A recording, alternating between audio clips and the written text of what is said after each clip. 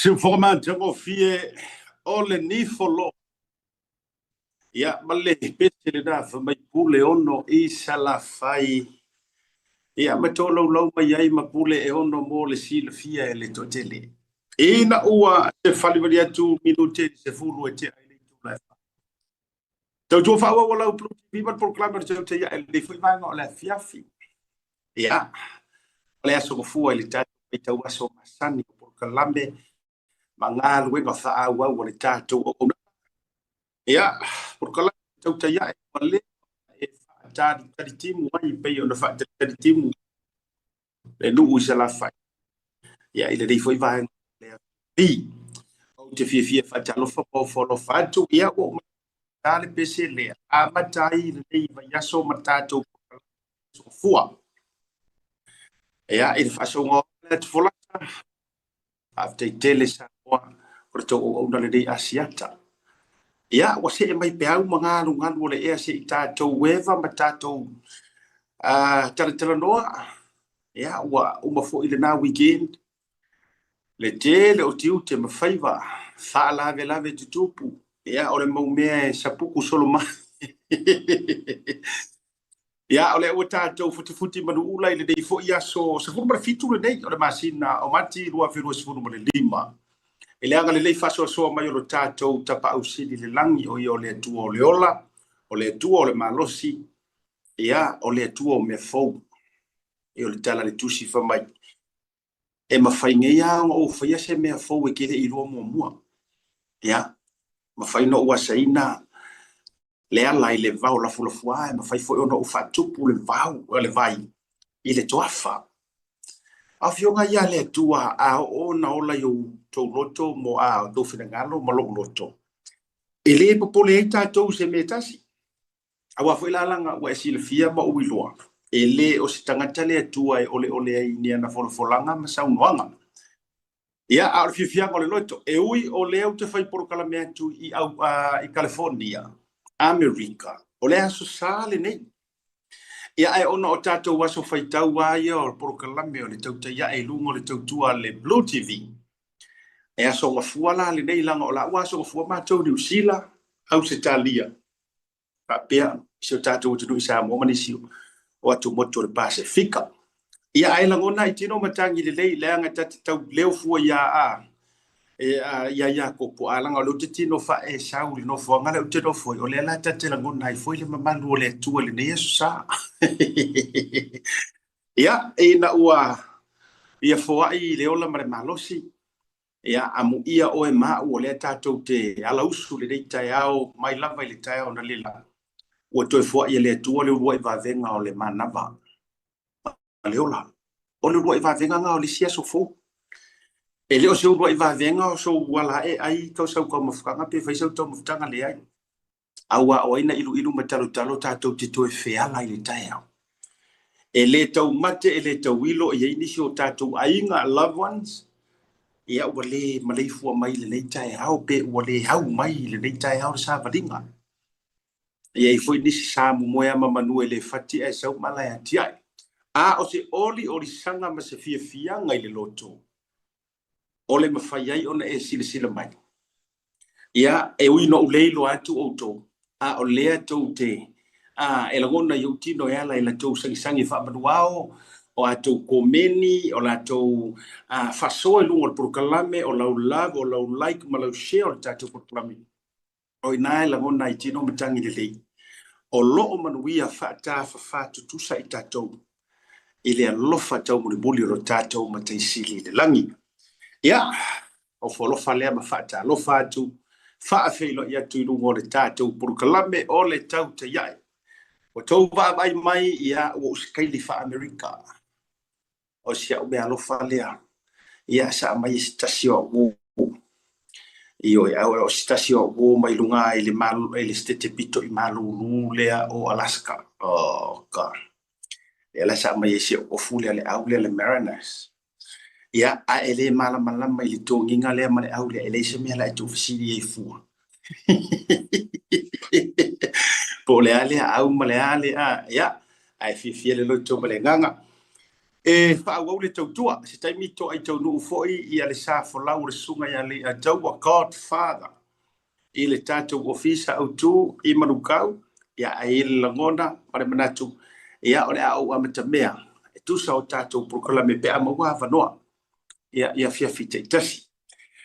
Fatalo fai fio i o le tala lei, au una tofia le tua, ia wala tau whaaturi vai ngau i le tua, ia mara tau whaatu na paulia, lea whatawhai taulanga, ma lea whatawhai taulanga, ia e tālo sia ni manu e whasifo mai langi e wasa moa maona tangata. Ai mai se foi se lumana i manuia o tamu whanau o le tātou o tiro, pa te iatu whioi o le tala le lei, e le whai ngō fia le tau whatu a inga tausi. Ia malofo i wharekua le whaukua, i oe. Awalanga e eile si whawhia ngai ngā au noa ma le wharetua. Ia e le fo i nianga me whai. E tā ua fo i la. Fai vau me nei o wharetua. O la tau te whau tuina, ia mo la tau fisoa soani, ia wā le taitai, i ngā lue ngā le. Tua ae le mua i luma wharekua, walanga i eisi e ka le si, sore. E ngofo le i ale whawhia ngai ngā. Ai matua tu le wharetua ma le tuspa i ale o kingiang o le kalesia. E ke kausi na fia whapengar ko e kalesia. E ia kalesia whapengar. E peinga o ngā whaiwhi au si whaiwhi au. Ai control ma e le wharekua. Iyo, ia. E ile upu e pule asta fune le lao na sa. A o tua inga me whapea. Iyo umona tu umatamanga. Ua umona whatu langa le fionga le tua. Langa whamele apu skolo paulo. A e le mawhaialo a inga ku ulok. Ia.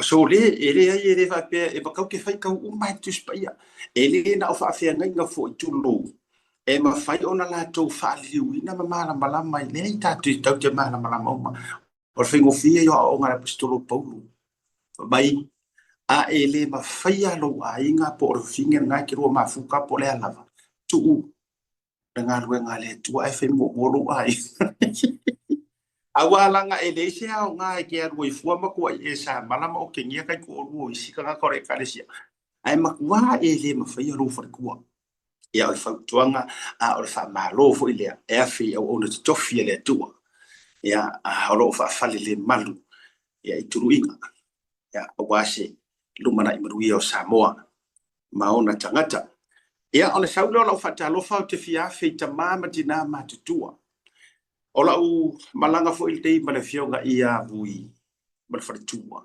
sui fa audioli mo fa sale ngan numero 5 o mato wa fe ai nisio stete ese americani ole to atele iva se fulu pasene o ila to sa mato fe lo ai masangi sangi fa manuao e fe lo ai le fionga de sui fa audioli dalo fa malul fast ia ambe se fo yo lo fa tau pa ayala li tatu prokolami iva se fulu pasene o tina matama matutua. Eoi. O ke kauleva kuangia kai lunga tatou proklame. Ole na ue lunga lava na ue tapu e lava.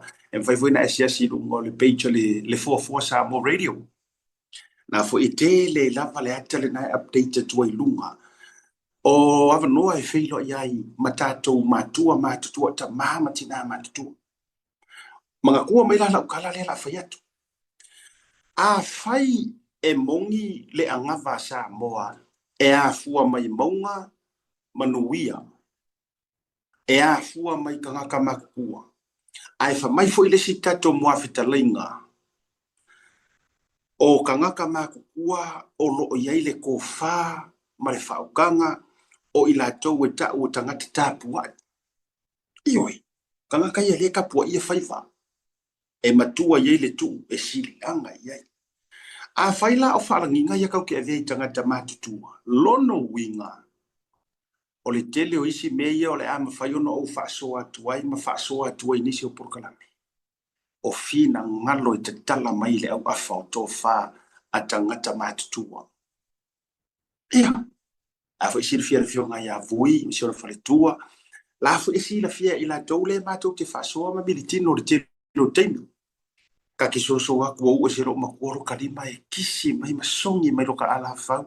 ai musu mai ele ngata le fa ma lo si au mai le porkalame fa fetai mai le porkalame ai to au mai ma tu wala asia ta fa mole fa leo atu lo matu fa no no wanga ma matu le fi me o tu le mai o tatu te ta vo a o kangola fa leo atu ia o to mana tua ta ida ke fa so wai ka tia ia le lau a manu ia ma le meo le a lau mea nuti e toli le savili to uru solo pai fa o to ile ala ka kia ia la manatu na ai o ta ia o ke fa so wai a vaku lai asiaka po o le fionga ia vui po i lava ia ila to ia langa ile o ka amiro me kilo isi fa sala la ia o feng tana a vatula nai to la lo mana i fa utuanga a ti nga yo to fina ngalo malia fenoa malia a whengoa. O a una o se mea whai ngā ruenga, e wha leo tuai. E whai mafofonga o le tua tele, pe o le tala, i le lilo mai awa. Ngutu ia i a vave sa o vave. Ioi, pe o le kala le lilo mai awa. Le ala le winga o lo wha matalanga. A vatu la ni fautuanga, ma le sa ia kama, o ka ngakai o ke whai a kuai. Ta i fitu se furu. Fitu se furu ma le lima. Valu se furu. Valu se furu ma le lima. Iva se furu ma le lima. O isi e tō o mai, o isi e o mai i weo tia po no fua whata viri fo i. Whata vale vale. A o lo maua lava lo la tō marosi. E whautua mai ai asiata. Ta watu i le fionga i tabai tai pāle mia. Ta watu sunga le la auli le mali e toa. Wha leo watu i atu i la epa. O a uma ngei mea uma. Io e. O le ngei lava e oro le fua angusare ngei upu. Angusare ngei upu. Olo le fua ka fiolai. Ai fa mai marcala finge sa vai. Ai se iolo ma olo fua. O le mea foi. E fia e olo le fua. Ai se i fai li ma olo fua. O lai tapu ai mai. Na yo tatu ta mama tina matua. Ia, a umi la sa u kei no ki whakalo fai sara le umi. E sala le umi ana u whaatalo fa. A te le fo se taimi o le porkalame le nei e alu ila u whakalo fai woma pa anga le tauta ia e sala ina umi. Ioi, le anga o lotou lango o la tau tua lalo o la tau tatalo. Lea ua lau i ula e pou i le toa e alu le le iai le tatou porkalame. Tatia ia le fetu leni ma le feta o mi mai. O whainga a le fili maraki a polo. E wha awala mai inisi o loo iai ta inga o loo iai le pawa mamalo sianga. E tau mawhai ai. E shut down sia kako hamio. E o iai le tatou whasoa le rima. Ia ona afe leo lau wha malo ia te oe le te mai mo mai. Yes, you, your husband, your wife, your children, grandchildren, great-grandchildren, great-grandchildren, ma whasoro solo toila. Wha ma lo whai o le whaiva, wha ta lofa ma o wofo lo whatu. Ele rei vaenga o lea fiafi. O fea fo i lea e te mafuta ma iai po lunga o le lau ile ele, to tonu o lo mota ma lo lawa, ia po fea la vale e te mafuta ma iai. Ia, fata lo fama o wofo lo fatu ia te o ele rei vaenga o lea fiafi. Afa pefo ele te mafuta mai ia il te tonu o pasi la upasese ia bise fo i o taxi o a umatulanga fa pena. Lungo le awala o lo e alu malanga i. Wa manga vanga lunga ai le ai le sa lo fali. Ia, fata lo fama o fo lo fatu. Ile sua fama do malo lo tatu di fa o le sikriso. Lungo le fonga tai ta lo fai. E iaina i o uso i e masani o na eva mai i ngā i fefo ile ngoa ku hufo i ele si a mangi a te wakano e kau waka ke le a Johannesburg. E ili sa uri mo meli fo i e ma le au seila. Ia po fea fo ile uo o i ele va ale te seila. Fa malo fa i le faiva.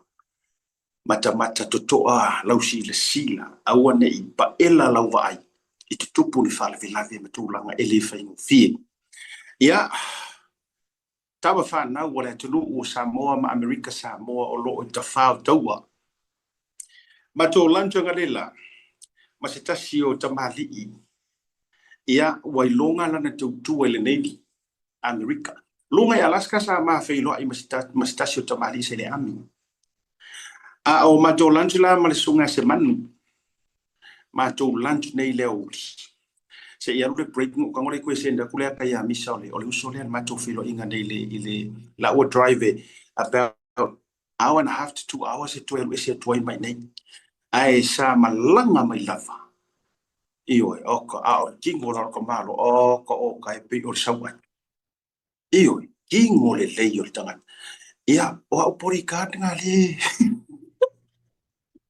iyo o ela le te tau ma fau ile ki kau sau ki kau la malama mai I le mantou malanga o te whailo atu ia o enga o Navy SEAL la me enga o former Marine me I fio isuri au kaf I ke ua ese o mako au ka vari o kai lo foi le kingo anu so snik ai ko sa vari kingo ka mano tano ia au le wingo la tala o te afia whawhitai le uso sa wha ma ulo na taimi tolu se fulu tu sanga 30 plus years sa yai le tawhao taua 10 plus years sa Afghanistan yeah if you want the real deal le me kau military yeah Iraq Iran Afghanistan o Middle East test ma yai oi more than 10 years o yai le uso ai o ia fo I se tasi pito I la walunga fo I se tasi e to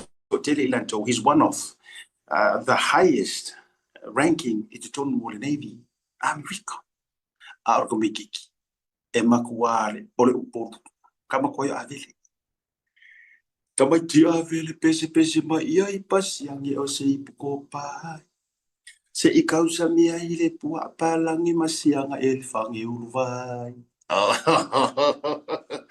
ia le na ia ai whaftai e 411 noa a whafo mai le uso po tau nufo ia whaftai tele le tatou taimi sa mai lava le pua na po ia se o fo I nei yaso ia me se fo le tatou lunch le sa e shauta I le nei fo yaso ma tu langa le tatou maftanga lo fa tere tu mo oi peno fa tita marolo ia lo tango le avatu le tatou wata le e au mai lunga le al sila mai fo le totelo le tatou no ia o le fa talo farna ai vai tatou ia ai ole ata to malolonga e iai o malo fa alo ngi o teni lopo o tono le tatou ofisa I New Zealand e afe mo iai pe afo I mai le tatou malolonga ia le ngata fo ilea ia e fa filo ia godfather pe afa pe o to ai tono le tatou program au ai tatou ofisa au terrorist o le tatou wa feitulanga o le kusile o ko sisila ka he wa manga no ka o New Zealand wa to vai o to se atunu o fa sa pa sui solo ma fa lau tangi le fainga o la to tu la fon ai ole ase se lava male me a pa I malima o komisina o leo talo fai ole a fe tu il tato proclame pe a fo I mai le ngata ilia ole a tato tala noa ole a ufa to a issue mai le tala sa noanga a le komisina o leo I lungo la observer not long ago mai e tau mawhai e to ta ule atunu una tele I fai se tala sa avatu ni leo po ola to ngaru lue ma leo mai New Zealand it is so ino ma ta o pola o le bali toa ma le fionga fritu ya to pola ma ti mai vasa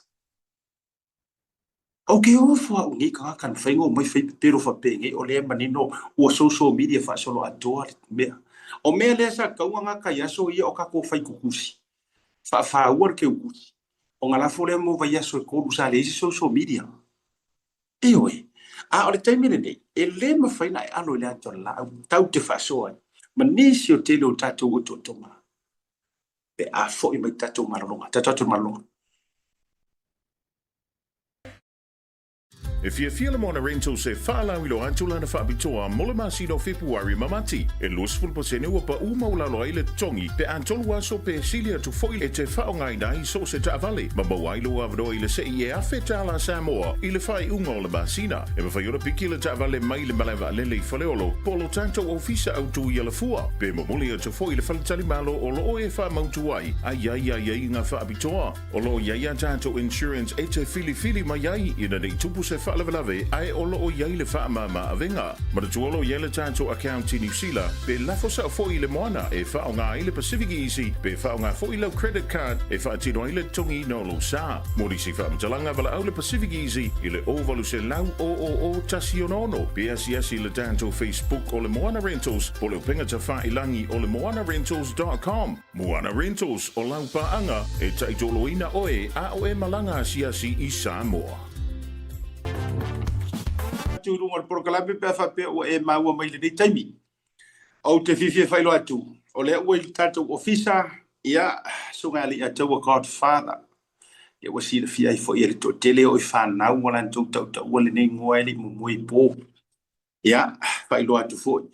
O le ua mauto e mo le manto o doa ia male sunga ia tunai por to fa ia tunai tunia vailua. O le li pisi. O lo tau la mua. Ia awale tātou wanga fo lele pesi senga whale nganga. Ia po pesi whale nganga.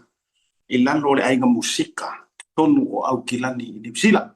Ia o te fifia. E whawheiloa i mo whatalofa. I le lua vase lua. Ia a fio mai matela mai au. Amuia o lua o naiti lua Nipsila. Ale o te tala noa tu nei California. Ma lor so i fu maua.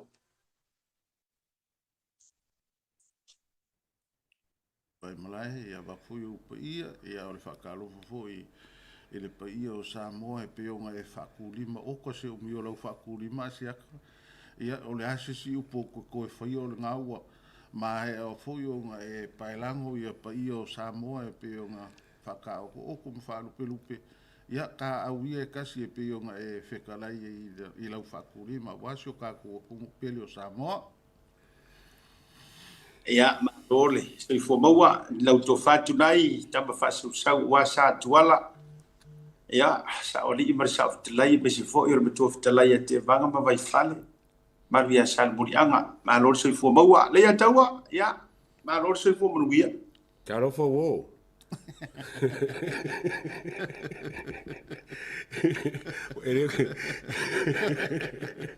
Masalo ringo fonga caro fo wo Malo le ma so fo mo a caro fo i kupu mo ka ko ku ya fa a fanga renga mo la ko fo ko ya be se le lo fo ka ko fans mai la ko fo lo mu ko ya lo po kala mo ngi fi fi uso ya a fesi mo so mai ko ya tu na ya ke po la le wingo lo fu ngai fa wa pa wa me le ma ke ma mo mai o le Nike le fo le loco le Nike ngai ku mo nga ye ma le ula po la le por se ula o fa kasi mo fo ai fia ma lama ye tunai po le a ko le wingo le o fu nga ke o fu ma le au nga ke ai am se kadia sia ka ria ka o le me di mai ia o le au kenya America o me nga le ma ke si dia wa pe ma sa basketball pe ma sa netball nga e ngar ko ngi nga ia ele lava se ro fi au te ro se fo ai mai ya kala ale ito ele ai mas au fi au ne para ore pede wa i ko mai ka total no nga ai ro mai fo su elo of ko ma pe no foi le mana mai le au le Mariners ele ise me na awala nga ke le foi lo fa mangi nga ma lo si ai ma le mai ko le uso le ole of ele nga mau ole foi e fisili mai no pe makasila ma mau ma mo ma na tu le ya ma foi kulisi ma ya ma ka mo bisi ole fisili le nga kas wa e ka kongu lo uli ya ole au basketball ke nga ngar ko nga de nga le fa kurkala ya a fa ile ya wa ma nga ko netball ala fa nga au basketball ke ma to foi le don tonight o so fa mai na ela o mai le atwa e pe na man tu le ia tau feo lolo mai ai mama i upa le wodi i ai la penga ka fo ka kalia ko se kanga ka alo sima Se fisili o rosa. Foi ele upo le pese ele kamai kai foi le sa mo to fanga meki. Ia. Ka fia peia o pe uma kua. Ese quem sia le imbeli mai. Como fa pega marco ingo la ko au. Si quem é Rose. E pe aua kenge pe aua kama ele ia. E kangoro fa makala mo por au ka fia. O fo so fa pega. Ole au lia. Ale Marina. Ole au Kirkiti. Ia. Fam. Ole au Kirkiti. Ia. Fangata le na walanga ole ofu sa mai toa.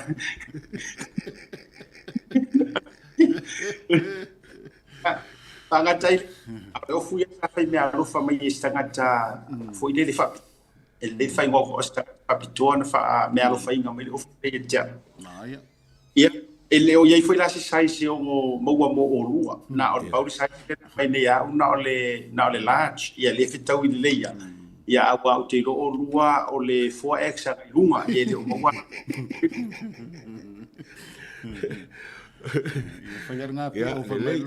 Ngā marika ko au lesko ngai asia ka wanga wa la kwa asa kusi ai nga ia wa la nge le insi kusi ai la.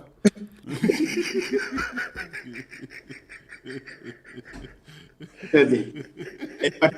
Ia le mat wa le anga o lua lo to le wa. O foi inga le au ngoi le wa o ke kusi ai pa po ai ko. Alo manu me o mala kale yo le lo tat e sili langi.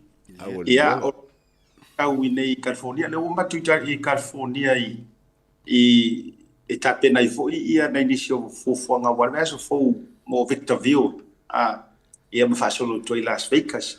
Alo malu si o si ma tau balanga stai before ia le tato proclame ia ona join mai le o le fionga ia bui. Ia ngata mai lavar ma firo inga mabui le pono no mai al posiba.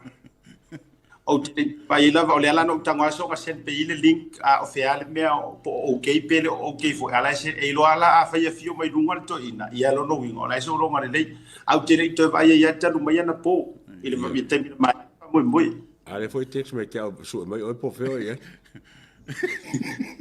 Ya está todo ya por la se va en está todo tan no es.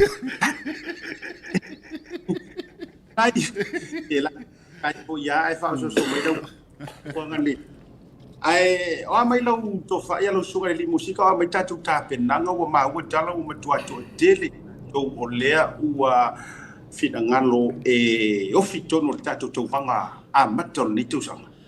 Ia, Maria siaka ia kai fo mo fa sili maringa ia pango ma ka mo fie ia ua mai ka penga me umor ka ko fa mo ia ua ko fo yo ngai aso ia ua ka ko nunga fo yo nganga ia po ua fa ka mo ava fo i fa mo pe on salupe ia e fo la ngo ko o maringa ia fie por kalame masanga siaka ia Maria taua ia e koe whongwhore manu lea kongu o kai au leo le a ua wha moe whai eile rehearsal o le a wala au lia mai lava le au kau wā i nga ia whakasi mai o kai au fo ia whai eile se ngā pepa o ngā ua whaisko ke le kolu aso vai inga iai ia le kamiru sanga a maka e su e ila ko e sawa ko le quarter final ia mase i o akua i le semi final mal final o le aso lua kasi lua kolu o le aso whalaile asko ngā ia sao le asau ngei ia ole a makalo ia ile fa moe ia e pe nga ia ia ka ko address nga ku aku i se kai milunga i mangele ia o se kasi fo yo hole le mama ke le aku ku ia fa ia si file mu fo yo lengo foanga sa nga le mo ka ko uma ko kele alo pese la wiloa ole a mai la vai le so fa leile asko nga ia sa wa vai nga ia kanga ka pese la wiloa fo o le akungu ia o le elenga kai le au sui kau wā o le a kau wā ae o le a iai ma whawhia whianga la ia a wheku pupula i o Samoa o le ngau ka inga lava inga ia ku whakasia o malo pe pese o Samoa i le wha moe ngei ia o le owa iai ki ngari kaukua ia o Tara ia se kasi fo i o alo pese a Kalabou sa ia ia o Misiru Kisua, ia o Annie Craze, o ia wale mwhaingo o kōlaulaua, ole a iese kaimi ole a wha oki o maku ai pō mai rako ole a whawhiwhia. Ole a le aiso popole e le ngaka inga e sau e mori mawinga na kauwanga ia po o ai. O lesi le mea asiaka le la mori mawoko ia o e whake ia ke rea. O ngā leo ke mafuka le studio, ma kua whai lewa whai o ma backing track ka kangakange. O ka se mako kua o isi kālingia ia Samoa, e le ngaka i mawhau whaunga ia o si o whaunga. Ia o se kauwanga, e e kangakanga aru le X Factor New Zealand.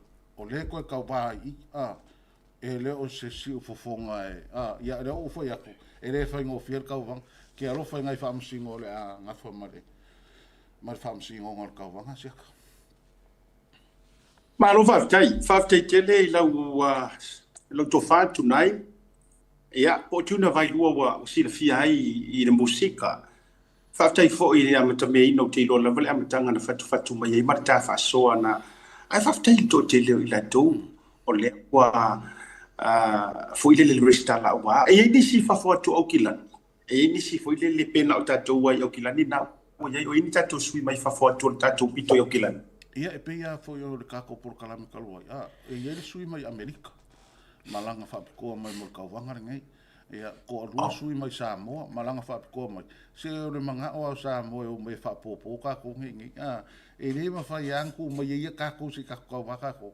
A o malanga mai ia o ke ofo foi e malo se mofo lau a si aka. Ka wanga malo se mangere po se o tara i mele. Ia e ko kolu e konge kasi lo hat kasi le in me kako ia le Napier io o lo ia masui me oskai e le o fai ngofia na ka wanga ke ni e se aka peo ia pe ia fo yo le fufu nga se mo e le i mafofo winga o se kulang fa pe ia ai fa ka ile ro fo le i o lo fa pe nga nga winga fa mo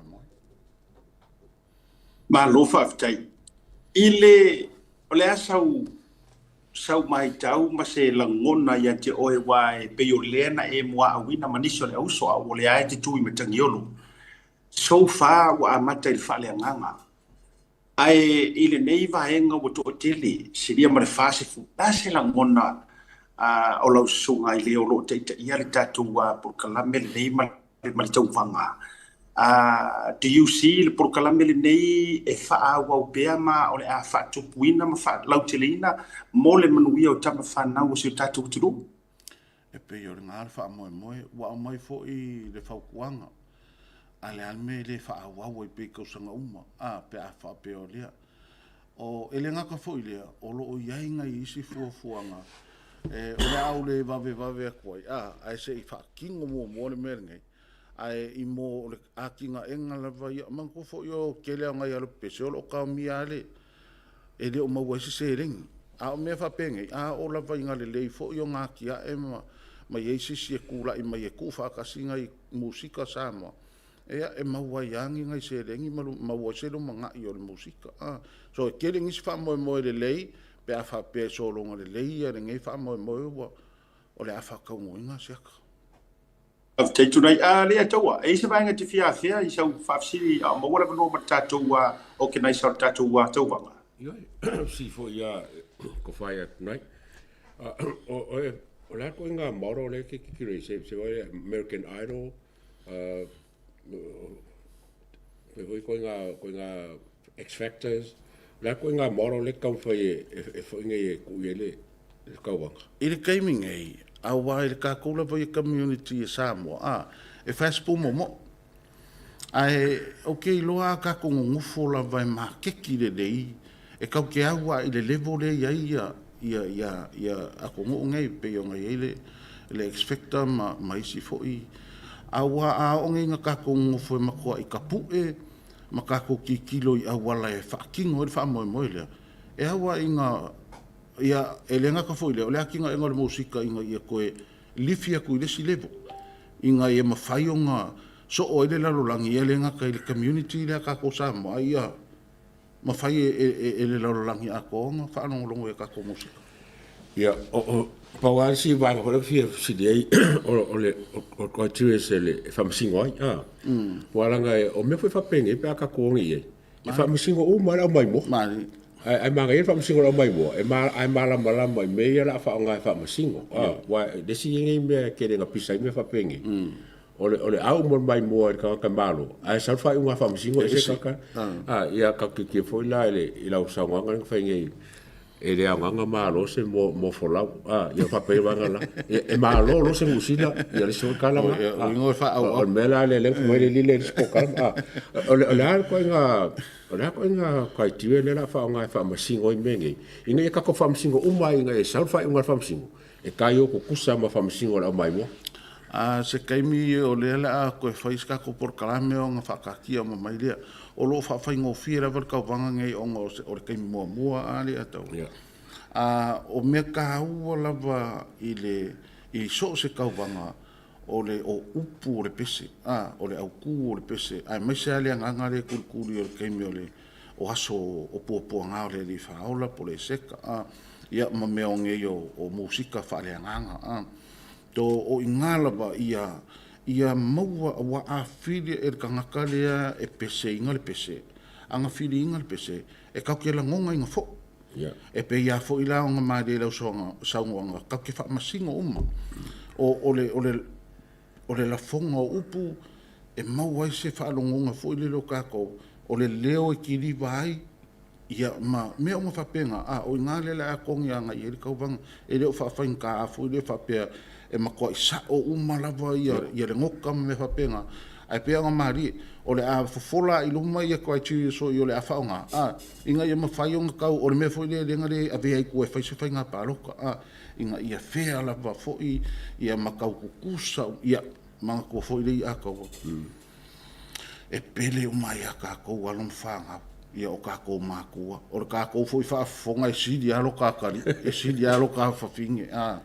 E le kukusa fo i mawhamsingo fai e follow lava fo le criteria ai e po le a fo le whaafonga le whamsingo e le o se angelu fo le whamsingo le ia ko e se o kako whamsingo nga e se le finga ngaro le whamsingo kako ai o le akau mawhai le me ngaka le mawhai le ia kau o le o piki a kori si vanga ka ua lava o le whamsingo nga o le original le o kaka whailanga pese e sau manga upu manga langonga wa e ka info le e sa ka la ule banga fakula nga pese ma alu po ma fo nga pese sa fa kingo nga pese a sa ka fa la pese am pese le bisi upu ma le bisi la sa wa e la le se sengo me e ia e ma ale ka upu pe ka ko kala ngongi original sa ma me pese fo le ka wa e ia fo le si original sa e ma ko ile fi fa longa asis so e ka ula le original ai le o maua se anganga e le o maua se fe au so e si de la pese la ko us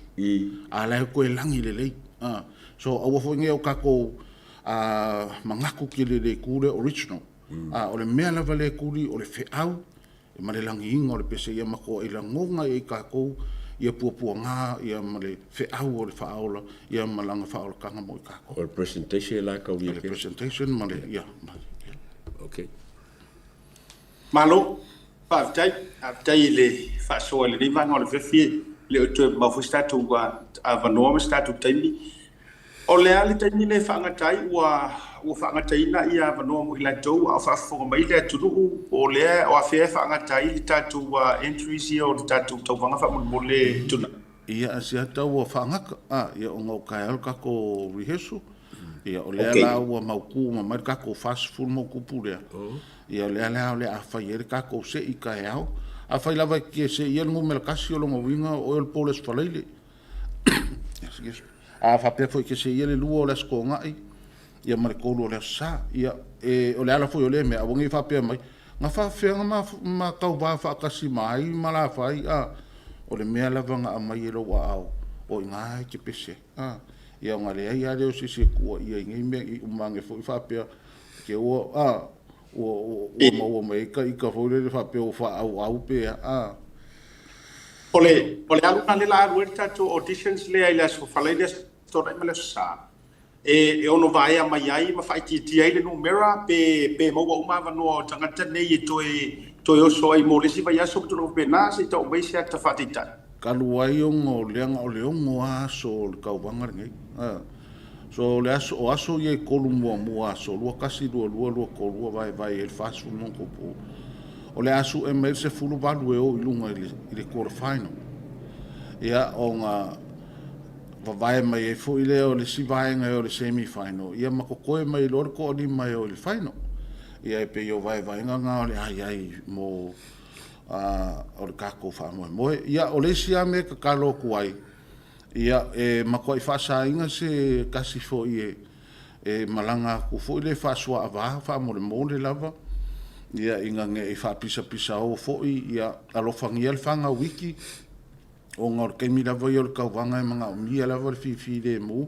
I ko kongu fo i o le hori e wha whaingo fi mo kako wha msingo. Ia ele mga umia se kako live. Awange i eisi se whialua imsanke le fongi kongo e le whakanga inga o ngau le live ku sa or kako Blue Wave TV ia le kako show a koa ia ele ngaka foi lea o le a maua ia le whamaro skingo foi le whakau whafonga i me kau mawha mamanga i mea ingu e pe awha pe ke mga umia e kia fio makala a au i whafo e kari ele sua a uma ia ngai koe malanga maile o ngai whasa ia kako mei kongo o le hole whakingoi, e le ngako se hole, ia a olo whakingoi, fo i saungi ngā lokua asi e kare sia lea, whamole mo le laba. Ma lo whaktai, ia, tunai, se vai ngai te ubisi walanga te whai foi le statu whatatal noanga. Te loi tonu whatatal noanga le o Australia, o ia li amatan, whakatoa le nei, o i first day tonu whai statu noanga. Ia ai mai se vai nga fai une te ua misi atu mo le taimi ia wan fa fonga mau o le tatou tu fa mo. Ia e peila va nga ko fa nga ko o le ia fo ngisi o vili mai elenka ko tiki sa o fa kawinga ai ile ka ko fai ko le a ko ngel fuka la ka ka makua ma le lima ka la fo nga ia no fa nga wiki mai ile sfulua nga ilalo ia po sfukol fo nga ilalo. Ia o nga o singa mea ia awa fo ia le sosongi ngai kako whakingo ingo ngai whamoe moe. O le whaafukai siri lava o le ngai au nganga Blue Wave TV ma tauta iae. Ia e le ngak fo i leo ku mai o le ao le afionga i le alori ia ngal malmana ia whapea fo i kampangi whakau ka vale malosi. O mwhaiang whakingo inga. O le au nganga ngai Blue Wave TV e le kau ngofie e le po fo i se lilo i le whafonga ma le sila a Samoa e le kau ngofie. Pa waku mai le au mako kufa ka siwa mafu ai o nga maka ngofie le whamoa mo e whaafukai ke le ai o le sponsor mo mele kasi le kako por kalame. Ia a le lenga whaakingo. Ia o nga koe whaakingo fo i lea ma whaamari e inga i le maru ke le o kako kungu se hawa nganga. Ia ai mako ke le fo i ia nga si abangoa le asiaka o nga kaluai o le kuai fo i o le usunga fongo le krainga ia ke vanga ka ku ia makafeo ia o se fo i safa sa o ringei a inga ia ua vala au ia i le li ia e fa mai se kuai fo i sio kako ainga sa makafeo i le au vaa ia ve ringei a vangoa ia e fa mai se kuai ia onga o le wala au pa ia fo ia le kua ia i kamao kako ainga ia pa u fo se koa kulai se koa ia malanga fo ia kamai le malanga le koe fo mai ia mangileanga le ainga ia ai mau i kako ngo felfangi alo fikire aku kako ainga akoa i so se kafa o fa penga nga mau ai ia e kafi mala le malanga kako kama ia mangu ia kere fo ko ngor ngei por kalame le ako masiaka mau pere lo ko fa ia e longo puiari i kako kongu ia mfai e yolo fai valo fili mai pe on kofi e olua ia ai fa munga kere ia le ko kai mrenga fi lo fa tai lo to fa tu nai ia o lo tu mtagi o lo wat fa moi boy to nga pese fa le nganga ia o le aunga mo le manuru ti e fito i tonu ia i le ngan we ngai le mfai ona tutongia le li fa lo ia le foi mer fata wina o lana ngal wenga faula mo o ma mo tato uma ia o le tele toi go le fia lo fatele tu foi mo o le uso tato feilo tofi ia o le amatalia ia le tato fa mo le as freile le fia fi tato fa to fa ia fa'asoifoina mo lenei vaega o le fiafi tatou atu le malologa a foi mai ia ona tatou afe lea si o tatou fa'asoa i mataupu ua lau ua luga fo'i o lenei vaiaso Malo.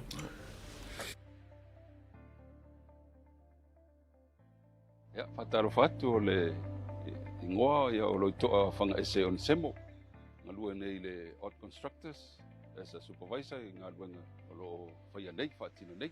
Ya, o le tele lava o mato ngaluenga whangaina le sima, o lo mato whangaina le sima le o le Golden Bay. Mato ngaluenga tele po mato proketi pe o le retaining wall tele le e waisingano.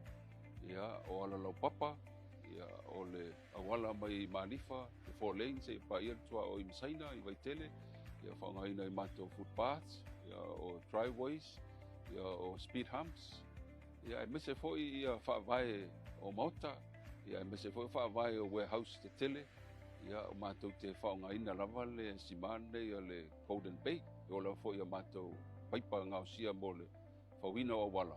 Ya alo mato whaongaina foi le Golden Bay mai hautuaina highly recommend le quality ma le malosi le finisi o le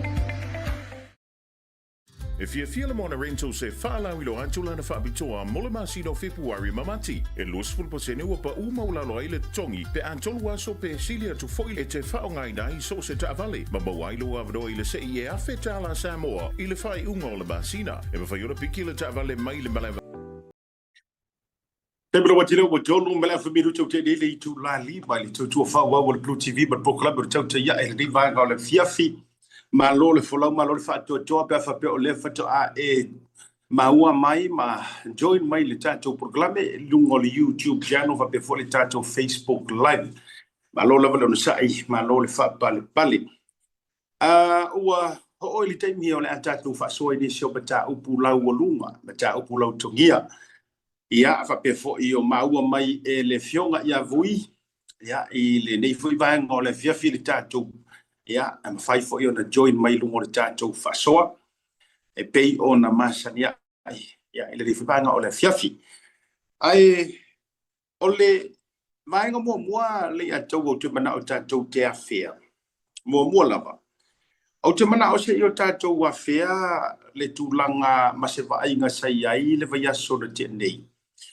il fono foi le fale tau sanga annual conference meeting foi le ale ai ngol fatu tu ile tu sa mutasi por vanga fa bu fai ale fast le sa fatu taya matai matali i mai ai le ofisa au tu i nai le mot Samoa i vaitele ia ai fasawa i tu langa foi le o afso tinga fa nei ona po I ainga malava o le po mata fale te tasi al vaenga fa upfai o lo tala fa auto I so se tafor kelope maia ya usita America nei ni usila ia madisi lava vaenga wa yai tato mata fale o le matua ano I lava mai o fo I te mire nei le aso na le la I le toe fa awa wino nisi o resitara e avea I oe ma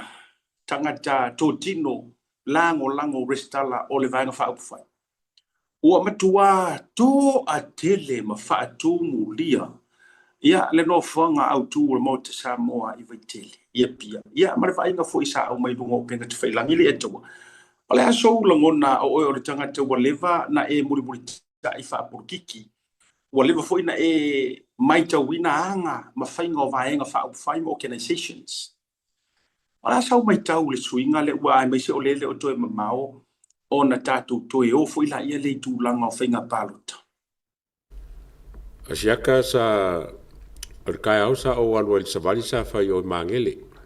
Ia mo fa mo o ke awai I le skala mai ia ma se fo le sum mai o I Samoa sa fai I le Oats Club I Otahu. Ia manga uma savali mangele o sau iai. O me ngo vai o ka le komu o ke sau ko ka pe si lo ai me ngo ingisi asa mor kala sa o mo I ke mia ke le ro o mo kwa fa kumulio o mangele o ke kar kongula me nga o le faila fo le mo skala fo yo ka ke sa kongila ko skala wa pao fa penge ia le skala kangaka ila mai ka mo ki foi la ia Australia la ko ia a kongo fa penga foi Amerika ka mi ngai langa lo mo ka ko kai mo I meia so ole mo kwa ke le support is a pa ki pe folinga mo la piko pe la ngum la ko lu il kai mi ngai ale support le ia o mo kwa mo ka kia le support le ia ile ba ku kangaka sa mai ka fongisi sa ile chapipi sa ia kum salu ya kongo ai wa ka fala ko finga lo foi nga Yesu ia pa ki ia o suanga foi ma kalwanga ake vai kwa ia le la fo mai la ko ia ai o se va inga ese pa fa pe ka ke fu I kai mi wa ke ile ia me fa pe se io le mele nga lo le fast o la ko road show ia sa fa sa mo road show sa fa sa mo longo lua malanga ia ngo mai fafo o le mo kwa mo ka ki o lango a le foi la wa fai il fast le si va ngale o le scala so o le mea la vai kasi ia ke ola ia o ke fa kaya o ia lango le ia ngei a ko ma le mala malama ka ngaka le me ka nga fai mo le mele o ko ka fa le e fai pulo sis wa ku la va fai kalier ka la ko ia nga ngai fai lo ko fa siaka I kere fo po kala ma ke lo ke mi nga ke fa malama o ke lo inga fo I le kala mo kanga o le la ko malama le usui ai la ko winga ia mo suia kanga ka o ngo malama ma ke lo inga fo I o le mea lava le e o po fera ka ke ai por kala lei po me ka po ai e malama lo se mea o le mo kwa le lei o support ia me sir ka kua asamo le la wo vai il va nga le yo le scala ye fa ngai le o ka ko kalgo le scala o mo ka ko kalgo road show o mo ka ko kalgo le mai al fa tu sa mo fafo a lo ka ko kalgo le scala so se me la va ka ngo fa ko o le mo ko ka ki lango le ye ngai malo fa chai o te loana pe na ma wo mai na la tape na ngol tatu por klabisa o fa ya tu tatu ofisa tape na manisio na ya tana o mai lunga I mo meo o I sipito no singi ma mai fa pena availa por lava te lunga fa wai le swinga ma le ape foi le o yai le nau ma le puru nau le toteli swinga ai mese foi o le lesi talaina o pe ua matua to sau wai lungo se mau poponga ma se malo si anga mausali o la wa vai tu Brisbane la to Queensland mo boli fa malo ma fa tele I le tai fono le fionga fo ia au pe pinga mali le matua ya au pe pinga mali fa pe fo I po tapuala ma si la to committee ia male atu nu o lo sangi atu o matua fa tu dia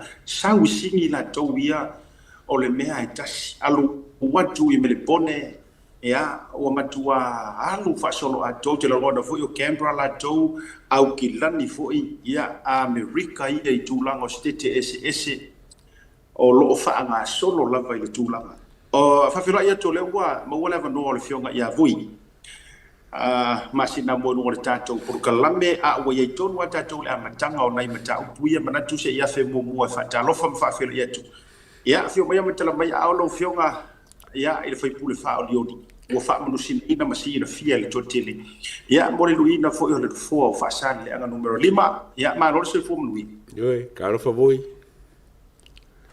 ia pa pe fo no fa talo fa filo ia tu I lau to fa siata fa pe fo ia le fionga I le sunga le atau ia le pe la sila I po le tatu tu no ia pa talo fa mo fo no fa tu I le ne vai nga o le afiafia I mato ia I American nei ia malo so I po malo le langi ma fa te fo I malo le pale fa taile tau tu atu no ia fa malo le le tua e fioleva pa ia tu sulu tino ia leila lu tilo na mo le sa malo longa nei talu mai le po fia sa fia ngai o le lona se tina tamaitai I o matutua la iti talavo fetoso I na solo lo fionga le po ia tatu amata mo molanga o le tatu le mata upu amata o le tūlanga foi le o le swinga le o iai le puru nau o le aulango lango i le vanga whai ia le foi sa e si le fia na porpu ia matua le marolo foi la ufionga ia i tūlanga o nau watu o le totele o le aso ulango na i swinga le nei vaite Eta, mai se foi o le sunga ia le o le tūlanga mani noa le na o le vaenga le pe ona ia le maitawina nga i lo tātou tunu ui Samoa. Me se foi o le tātou convention. Ia po le whonu tele le sa wha peon whera i ma lo tātou tunu. O se langona mawai le nganga o le fia ma le whanga e tia. O na ui ai nei vaenga umama tūlanga o lo tūlai mai. A ua maita watu. Ua atili ei o na whatupula ia tu tele o tātou tunu ia o latu fo i safa peo na balauina i le nei fontaka ia ona o le tūlanga fo i peo na ia i le fono le sa whaale tausanga le sa fa peo na whatino ina ia o momonga na o le loto ia uange i fia fua langona o tangata ia anga fo i peo ona whatino ina ia mai se fo i o fese se inga i peo tula i mai tono le vayang whaupufai male fai ngā malo ia o silo ni tāua o lo mau pēr tō vai le tō whālo tātou tunua me se fō whina ngalo tātou tunu lo tele ia whālo whaatai le i lo whina ngalo whaalia o le fwoi ka mawhasoa ia mas whina ngalo whaalia o le sunga le ataua o le isi i le tūlanga o iai le swinga o le toa tele o i la tau ua nauna watu. O le sa au awai e tua fo i le isi atale na au mai na i le stala mo te Samoa. Pe ona tau sau nole a tau, o le au awai e tua isa iaise, la iaise tasi o sui fo isa tabo i le HRPP. Ia ala au awai tu fo i peia o le tofa sunga ea moangu tutangata Peter Ahim. Ia, na wale stala bai fo i tūlanga ia. Whaftai. O le winga o la te whametalanga. O lea ua, foi lele ua matala. Nga whinangalo tāwhiofi sa iai, matulanga o le mapo pati. Ia, ele to e nāmane la ina e peia foi o le, e eiso tanga, e tau paolo nga i le suipa le mia o i le teimile. Ia, e whaafitai o le ua tatala le tō wha ma le whautanga. Ia malato si le fia le vaenga tonu e tauna le lifa ia i le lango matulanga whapena o la ofisini e fia batu o lea ua taumate le ete le taimire nei pe o no pasia matula fono ia sa fola le fast a o mau popo le tūlanga tasi sa lato fola ina la tasi o tula fono e au fia i le palo tātua i la tau ia tunu i fafo i lona tūlanga atoa. O le ufa i longa fisili, pe a fua atu le tūlanga o lo luka ai mata upu talanoa ina o le fono o le pāna mene. Ia e pia tangia mai o le ale mo se au te singa ina ia pasia lea mata upu. O le se isi option. E mawhai o na amanta sila iai le au lango. Ia tatolu ia generalize o pāku. Ki e lua, fast HRPP, mai lava. O le se isi vaenga masela sanga e mawhai o na sila iai. Pe a te ua alu ua tatu mai atu ua le taunu ulfolfolanga sa whai ina i whatau wina le palo tatu o ina tauro au mau i tunu i whafu. What's the next option? Se abai sofi na ngano mo mole a tauon tatu o le sunga le fionga ia vui. O lau mai ka wako pe ima lava o leo whanga solo o leo o le leili me folio lako o le skala i Samoa e paro ka kui whafo pēwha i ke mai ka wako le mele o uma nga iai. Masalo waenga keo ngā o le kula whonga o lea mo lesi whainga paro ka lumanga i pēwha pēsa o la mai ka wako o ngā e whamu me folio le skala i whafo paro ka kui whafo. Ia whasao o keo i se pe o mai kaunga i mele whai. Ia, o le si mea ngai kula i mai o le whainga le wha mo kuinga o kinga. Le ko ongo fo lo kinga. A finko mea ngai kolu pe lua ingi vaenga o le Electro Act ngai li pasia ma le makinga e kolu im ka upu. ma kula fongo le nga ko fa ko nga ka o pe o menga nga ko e ke ola e pe folinga mai e ma fainga fa kali ia menga se ko ki kilo la ki ia le menga pe folinga mai menga e ma fai o nga e fai nga put on hold for now wa a fiko me ka u la vale wo mo pasi le i fai ka ngai lu en ke apnge ya ai kai lo ya vui wala ngai e fo finga lo vui o vui ngai la kala kai o ma mai ka ke lo me a pe sa lo ngai mai ka ma ko kusa ma lo fasili asiak alo fa tele tua lo fiko vui ma lo va te a seta ma le tua o le va vai tu i tu la fono nei o no fale ton tauleti tilo pa wala e fai ai ona i la wa vai ai e fai ai ona na ia fai se la fofo ile le fatati e se loa ia vai ngai a ia avea oni mata uputau ave anga i leisi sa fainga wa le polenga nei te i ua le mfai ona fai se peutana inga i le va o le fainga ma le minority government ma le tatou ainga o le fatotua i le tua sa mo tasi ai ina ia mfai ai ona pasia tu la forno le wo o le paitau ngalonga lua o tele o manino tele fo ila pe a polase tu la forno o le parlemene me se o le mota i tu ai ka wai kupu mo nge me i se tu se ai nga vo le o le o il faitau ngalona lua ai te i wo to e fa le tonu va pe se tu la mai se fainga malo pe tau lava na fa au pe le tau na fa au win na ai pe no vea tu au ia o le a fai ele fai a se si fai nga iai ai fa a wo pe al tu langa pe ona iai ia tailo iai ya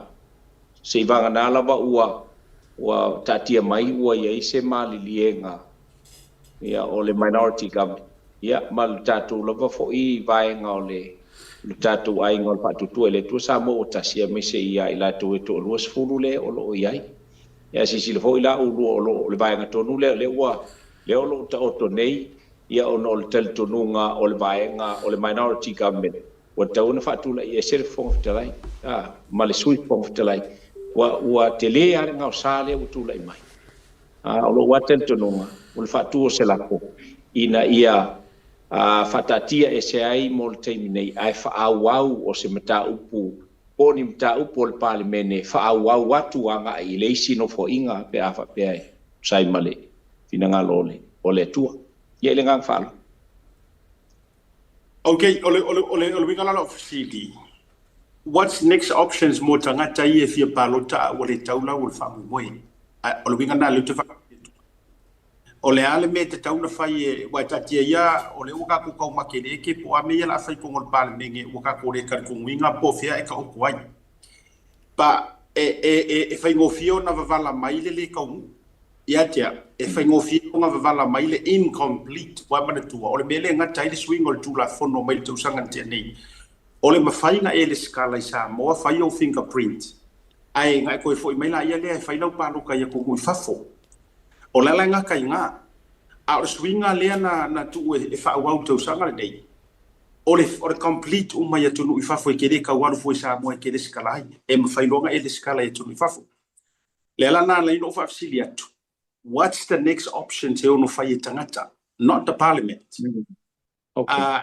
Te ono nai tangata o re palo ke Samoa, philosophy o malvalele mo o te afa pe yela ngona fia fa ke palota, la so no fina ngalo le atomo vui. E manga ia fisili. O la fonge o lau lo foi pa palme lo ke fa singero ma fa. Po le ale ba ve fa ngale skar ka pa o Samoa. War ke minge pe nga sa ngo fa ngalu ka le skar ko sa o pa ko mole. Ai o fisili le la songe pe makala afa pe o palo ka vaso le ka un Samoa vaso nge maka mfaingo ka le skala palo ka o Samoa pe o me ese time frame fo le e ka o nga ele skala ai le o ka milia walo ngala ka ko fo ila wala ele me ko fo le o la lu Samoa palo ka I think o le option ale ko o la ro ka kala ko Samoa palo ka ia pe fa ngal mele wo nge o le skala ngal le palo ke samo al fisili la kula mengi o le ale bave e ma fai le office of nga palo o nga le skala o e ma palo kalo pe vai aso pe lu vai aso pe kol vai aso o mela nga ka ko final dinga inga ia longo po li fo le ko inga ia ngo fo sa ngi wala ko ke ka fa ko lo pe fo ringa mai la o le mo ko kumu sa mo ka mi fo nga palo ia mo salo por palo ka por le palo ka e o a sa mo ka po inga e kula me fo nga malo fo malo va tele to wa ya sa no me fui yeah malo va tai ole best option la va ile te bile nei ai voi asiat ma malia tawa ole a failova ole sacrifice le la to fai e la ngona vo ile a fai ai moni ma maoni le ngona o tangata nga ile sa ilia o se fai nga malo le mo tatu tuno ia ole sacrifice nga pol fatoi na tele le na tawa na fai ole malanga isa moa a fai malanga isa moa ai le I ia man tu fo ile nga yao nga o fa on fa tu fatasi ia lola le tu malo so it's a long process ia lo no inga e to telefo ila tu e fainga town tu wanga luenga eva bio ile tu no fo ia la ia lu tatu tu no isa moa ia ina ia fa peon fa tilile ia le fa moi ia ele fai fo e tangata on fa pe ia ele ka ngo fia fo ile luaku 5 fingerprints o fo mai ile tat I me no foi to ia nga ia tu ile te email fai nga palota ai ole option le leila vai ia lo tel to nunga ia ole fai to ina lana fai le sacrifice lena malanga ilo tatu to no upe ete mauaina le avanoa e lestala ina ai lo suafa ato to ilo tatu to no isa moa pele ai but your presence during this election yeah it's quite important I mole ele ngata ole tapuai yeah ai fa pe foi ona mauale avanoa yeah e faswa ia mainga no uma fio anga me so itu malo yeah itu langa e pe ona ia ina ia mautinoa ole sui e tu lai mai ole sui ia ina ia le lei awa lana ngalue mole tata uma ole tu malo ola ulea tel tununga asiat malia tau alo fa tai te go ile o ia sa no bai le to o le si option le lava mo option siliako ka ko uma lava le ngo foi fafu su e lau se fulu isa mo e pa loka ile fast inga ia fai mo su instead o le alu isa mo e su e lau se fulu isa mo e pa loka mo lo kumalo ko fula ka ko fafu mo se fulu foi le e kam fai convince ia ka ko ainga po wo mai masangi inga e pa loka o manga e kere nga o si ku kere pa loka nga fai ku fafu lo ko wa mo samo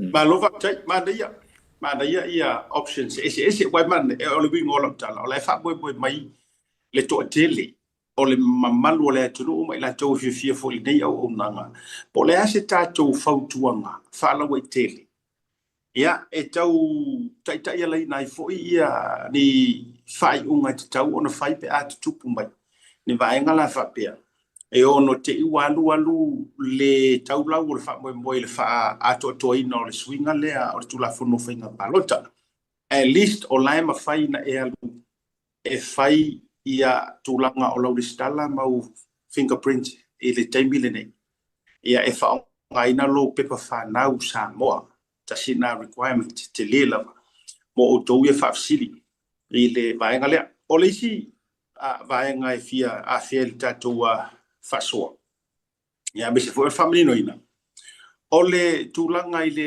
restala le fa alu taimile nei ia to e fa manino tu la vai le o se le stala foi le o le fainga parota le tato le stala le fai le taimile o le restala mo le restala ino o e avea masui foi le sitala totino tawaloa o le a ingor fatto tu le tu sabo utasi ile akungu male pitonu por estete lea ete au mau ma eno pia yai o le whaamanino ngale na o si vaenga lea. Ia e si vaenga tau tere me ia se maramata upule po le fongaino le tatu utunu umaro la tūru sirfia e tu sai fo i o whaata penanga o mea ni o whainga palota e whainga palota tele. Le ai ia tau ia o le pia o le atoa le na o le whaamoe ina ia ma nei fo ile tulanga pe ona ia le finanga lo le ia taua.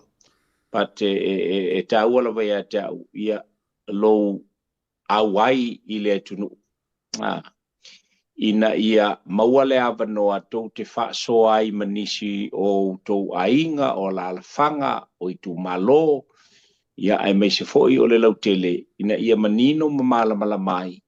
Ia le tulanga e pei ona o le ata oto ai ia lo lato e tele o alu e fosi la ngona o tangata. Ai te alu na ia malama manino ia lato ia tulanga onga ia matulanga tatau ina ia whapeo na tula i mai ia ina ne i se tia fo i tangata wai o le upumoni a asiata ma le a taua tu sape fai mai e a fo i laika oko kula fongo wanga le lau e o kanga kai ngei me o wa fo i whainga paloka ki nganga i loa e le whikawi mea lai fai a langa i le attitude le stupid attitude a isi sui whaatutu maisi whai pule e la ko ki whapea they can buy people's vote you know o le mesilia nana leanga fo i lele a ole se tia ma le vave i oe o tangata ina ua whaalala atu ma momono i ele se lauta la ma po le ki ngā nei lo lai whaatu la whonoina nei mea e sa ia e whaia o le iai sa moa ina ia avese tau talanga le lei tangata o le ainga matulanga o vaenga wa pena ia o se sao tele le nao tātou o le ale mawhai o na palota ia i le whainga palota ia ona o le tūlanga e pei ona iai ia o a pea ngo whai aku asiaka ma le ataua o ke whai aku e ki nganga whai aku e 5 kausanga e alu ai e se fulu 5 kausanga e pula fongo e ngofo ai pe a wha maongia ia ka ko vai fo le ngei mea e umange fo ngei mea e wha kule me ole o le soli kula fongo ai o ka fale ia meo ngu mafio anga makai inga ia ka ofiri se keisi ma le kulang o longa winga ua vao ia ele na le wha maoni ma le amio tonu o le whainga palota ila ngang whalo Alo whaktai o le tāua i o le whautua pai ulea e tau tere i me e se lesi ma tā upu au te whia foi au ia o le ua tā malanga mai lo fionga vui ma tā whaara mai whaafonga mo whaalongo i tātou whaasoa ta i tasire ko i kia o inga mangisio o tangata i e aturu i whafo o le mema liele i ataua o le nau ta inga o tangata i whafo ina ia tatalo atu o lato a inga i Samoa e tau mawhai ina ia whai ale lato filifilinga i le whainga malo e manui ai tangata lau tele alui o le toa tele la i o Samoa i whafo ua matua fuli sa i lava si keke ia na mantou ta milo mai Alaska sau Missouri aluatu Seattle Utah le ua matou nei California ele ai mangi mafukanga ta ilo te ubisi ama umavui ai le ai mangi ma o se mafukanga se HRPP e pa wale va ma te fa longo ye ta ua ia ye o ka kala le HRPP ai no mai lava ma to feilo a o se upu foi le fa pe mai e ola foi le mafukanga le so le winga o te no fatura a me o se o le winga o famtalanga o tangata mai nga ye tunu i fafo o le o ye lo la to langona e whaelo aku i o lako ai ngai Samoa. E ka kauongo ko filifili whainga malo lea mātou te tilo atu. E manu i ai o tau i Samoa.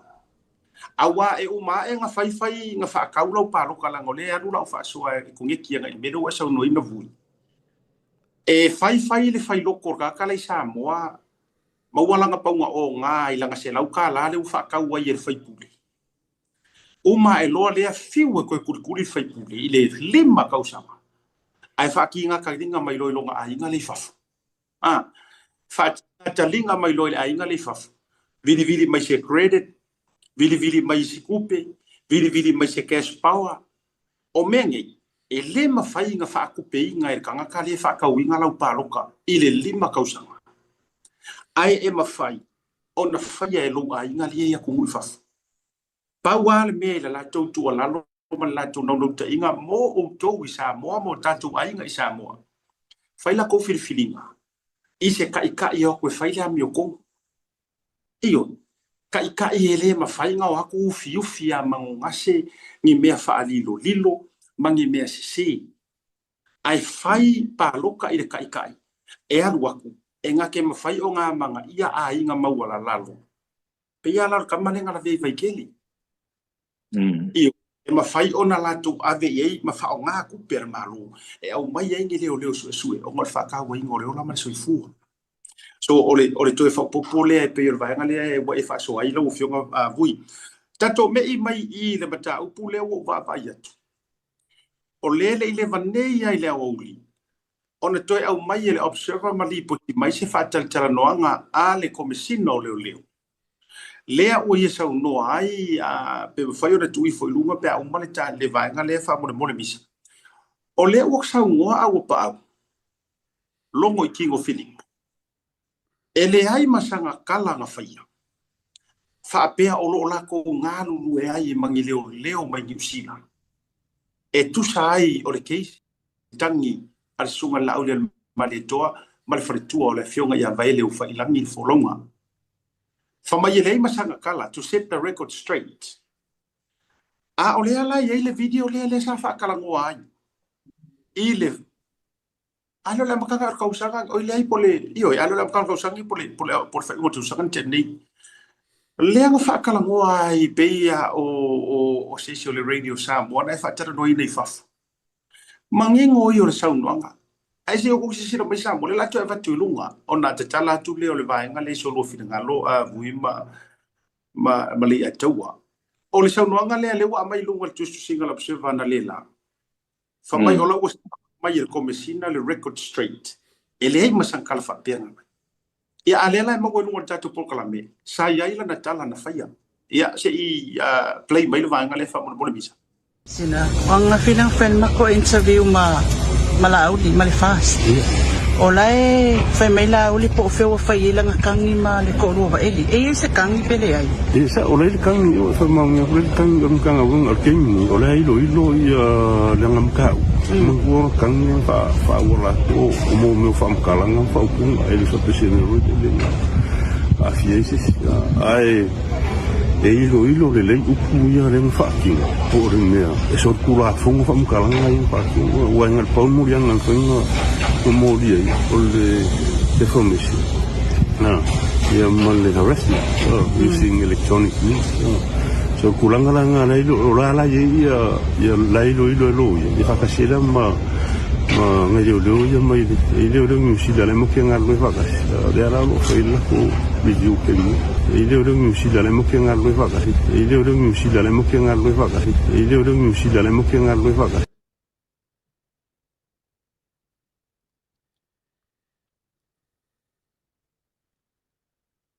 sila mai o le wa watu e lunga le reporti le ana nei lava i le fiafi.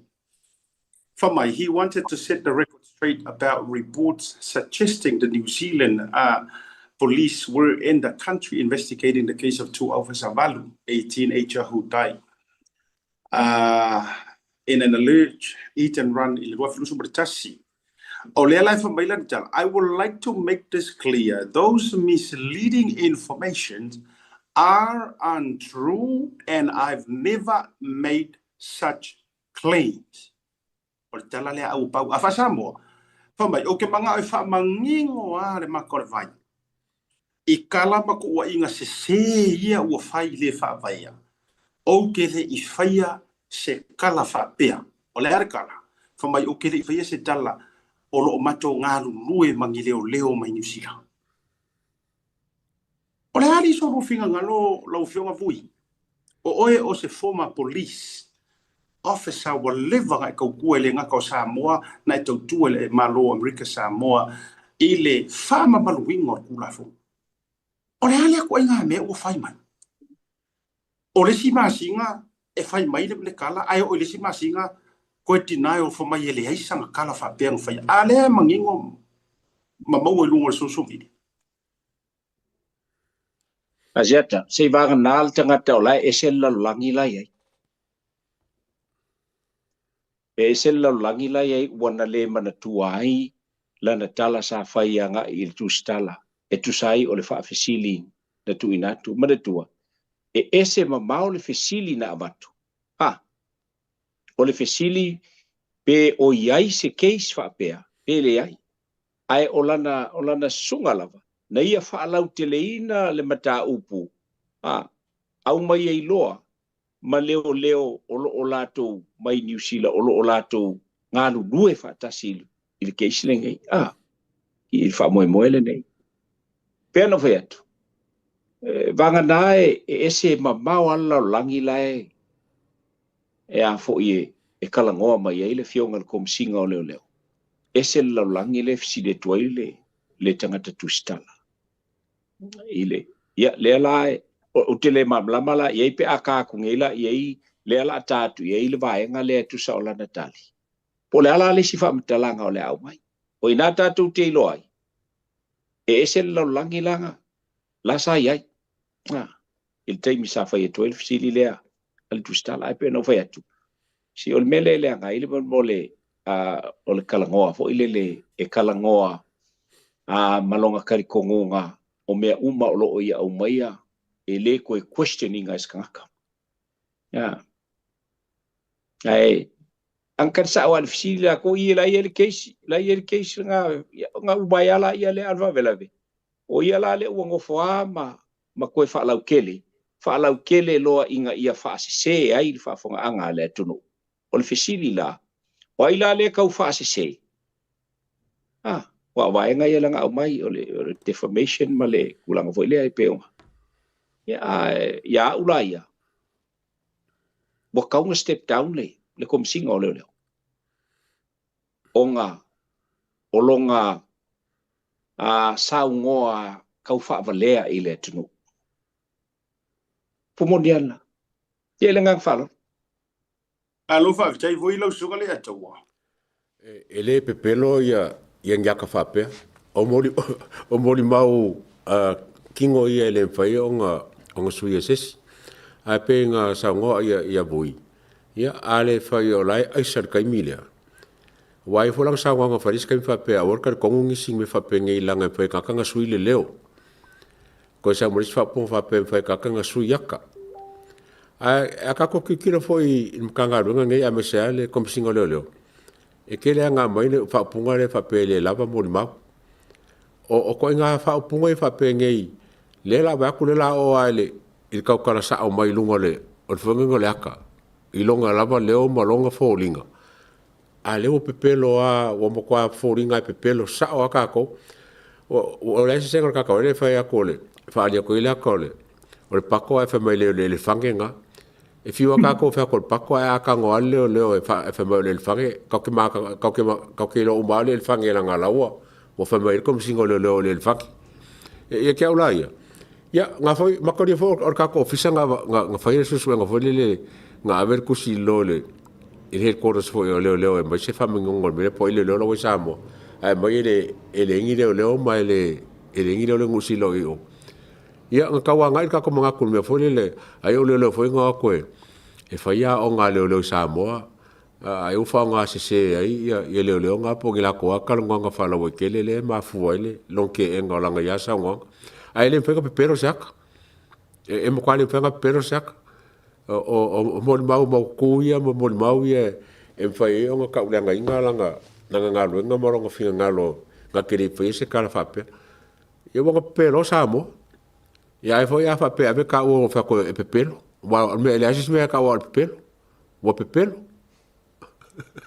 malo fa tai li atawa ana o komisina nei ata mai ma fai mea sa o ya tunu i fafo nga onga se ya fai so o se o le vanga pulea loko fa mavai o le pumongi nga o le vanga tau fa mavai le tu inga tangata fa pea pea no fa yetu o te le popole ye wala nga tau te le o fa le nga ina o le tau te la o le pepelo fa o matitila Ale wala vai mea.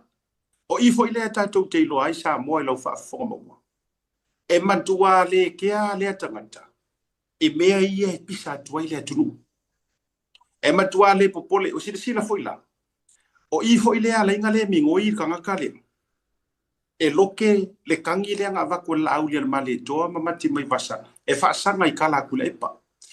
O sila. Mangingo yo kala kula epa ngafai. Lena ia tua ia ai le fionga ia vaele wo fai langi le folonga. Ia mala au. Ora mangingo ia. Ale musu le li judge e musu e fai se modianga. Ai fa mai le anga le ka ko winga me al social media. O I fo ila le will repeat ya nga ia. Asira sila. Ole fa fitainga. E toe tami mai ya le ami otonu le tua ko e mawai au ia. Nga musu ai e modia ko ila epa. Ale u ko la vila veinga ia. Le wo kupu kongo ia ia wo le repeat le o mele le nga musu ai e modia ko ila epa. Le wo tupu ia. Ale nga umanga faila nga sa wanga makila. O le ai ai le morianga, o ile kangi. O le fo I e mau ke ngā lulu e ai ma leo mai New Zealand. Ale u koe oso mai koe ka umwhai e fia a ngelu ma fia wha maongi mwha mai e ngā ke i whaia se kala. Longo winga, ore kani leo ngofu whai mai whapea. Mo ingo ore kani leo ore keisi lea ala auli ma mati mai vasa. Le ngā ave ia kui leipa, whasanga ia tu leipa. Ore kani lea. Kusa ore komisinga fo ilea ia tātou komisina le ilo utal tununga. E pulea ia kusa o ia le whamsingo fo.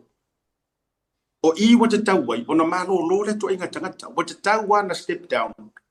Ona ele o mawhai, ona e tuatu fo ile mingi ska me tūlanga. Ua au whaatasia ia ile mele tu lo, ila ta vai tu. Walanga e whaavai lo manatu. E whesasia I lo whaapengi komisinga angi usila e uke roi ofo ia Australia. Wa tele me se maa ngala fonga e whaamata ngā ina ai le mamalu o le matanga ruenga. Ia ale kuria u whaamalolo pe forced to resign. Ai paua le orkangaka. O le la sa fai mai pe pelo le mo kinkingi o la. E le kai popole ia e mawhai ia. Lono winga lai tau sa o ila fionga ia bui.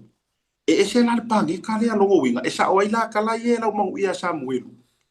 Walanga o le lau mangu ia Samuelu e fai ele awani ia fwala au fasahinga. Lono winga.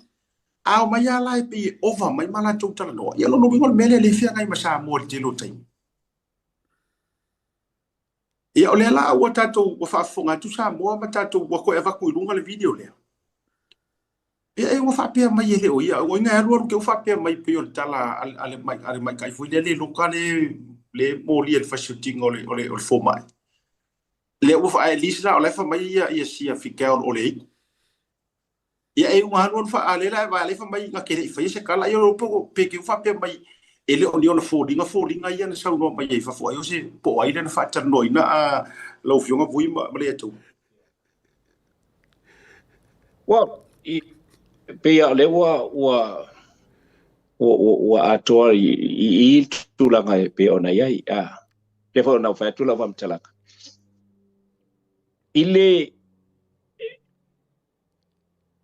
When somebody wears sunglasses, I se kai meo se whaakalangoanga ma se TV po ai lava. Then e ka umai ngā ele saong I whaamkalanga kia mai because whai le whaamkalanga e kaunga kilo sao mai a ngā I kangaka. Ma au mai whaamkalanga ma kali a ngā I kangaka.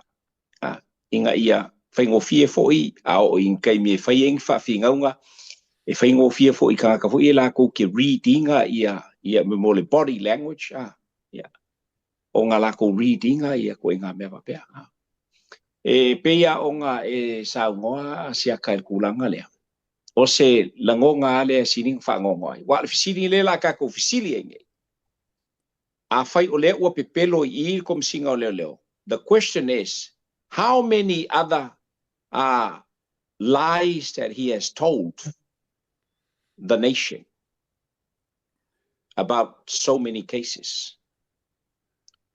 Leanga lewa umakwa makuya le pelo lea le olanga ka kingo mai ele I fisili whaapea ele o le fisili lea le kuskala.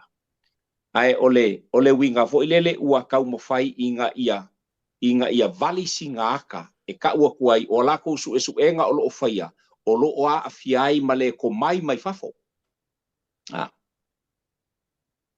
ne mafu anga nga lainga prolong le fai ngole kali inga ia kali mai ise mea ele i fesili ia kuai le kusikala o le fesili la le fesili elo mafu fau kai miringi e fia nisi fa makalanga ele a mio kongo male sao ua faia le komsinga anga il fa fo anga Samoa ya ola ukali nga now it is time for the minority government le mingiska e me se o ka kai pale mia wo o le kai mi wa ka a fai e manga o inga ia ka ule leia lau ko minority government then it is time to act danga ile o se mele leile o le ngia inga o le tunu o ba pelo ngia le ko u engi fa makalanga mangili poki e momoli mai ele fa ulunga o le makanga luenga o lo fa pe nga kua ia ile ko e malu ai Samoa a fai pelo va pe no inga ile malu ai Samoa ele ngang fa lo va jai bui le a tau so finanga lo se mga ko fa popo pa se mga ko fa popo ia o foi ma lo ko fa sia ka ma fa fonga Samoa e ala nga kiri fa pele kom singo lolo ka ko kikiro fo finga o le finga o ming ska lolo kongo finga o ngi akngi o la fo e la fo e kuale lango le pandemia e ala la o nga fefeu ka fa pe o ngo ka le ilunga ele ke fai e ala nga fai o ngo la ai le o la fa ko kwanga ele ai mo se me fai el miska ya ke ye pe fai le pandemia ke ye pe fai lo ye sidi ya ke o le menga ringa kiri e ka fa penge ya ale a fa pela o kulanga nga le la kulanga la nga ka o pe el minority government le e Samoa ma se mon kai ka inga le fa kula fo inga ma le fa vai e la ka ko vai me fa penge langa lai ma fu mai i kanka ye lunga ma lo fa tai ola fasili wale wa banda yele meta uputa tu ola fasili so que ngalo vui manela bata tu ya vui wala nga osai le mtanga ro ngolo le o le fa kali o maka nga kai keise sia na avatu ai le bota tu wa pe o defamations me ya wa fa avil fa mo le ai ku fa pele au ai sa mare au fa malo si kamai kai ku lo le ngana o tu fa pe wale ko ya e o foi au fa sio kanga kai ya se lo ngai makua ku kupu mai ni mea esa oile nga foi le se lo ngai pase mea mu se mea ole mele wo mai lama ele se ala tala na faya tu sanga le teiloa pau ngei o se paia inga ani matanga ruenga o leo ke lo ai wa ora leo e vai lungo ke fongi ma social media ya se so e matua mata itu ai mesir ka por kalami jan longa tasi le por kalami wa avis fa kungan al komsinga make sure so se leo o mai por ma savai ya maka umal tu tai identify maingi mea e ongo fai ese defamation. O la ofisini la. Oka se umio isi keise si e fatali e peia o meia defamatory le nga ave e la audi.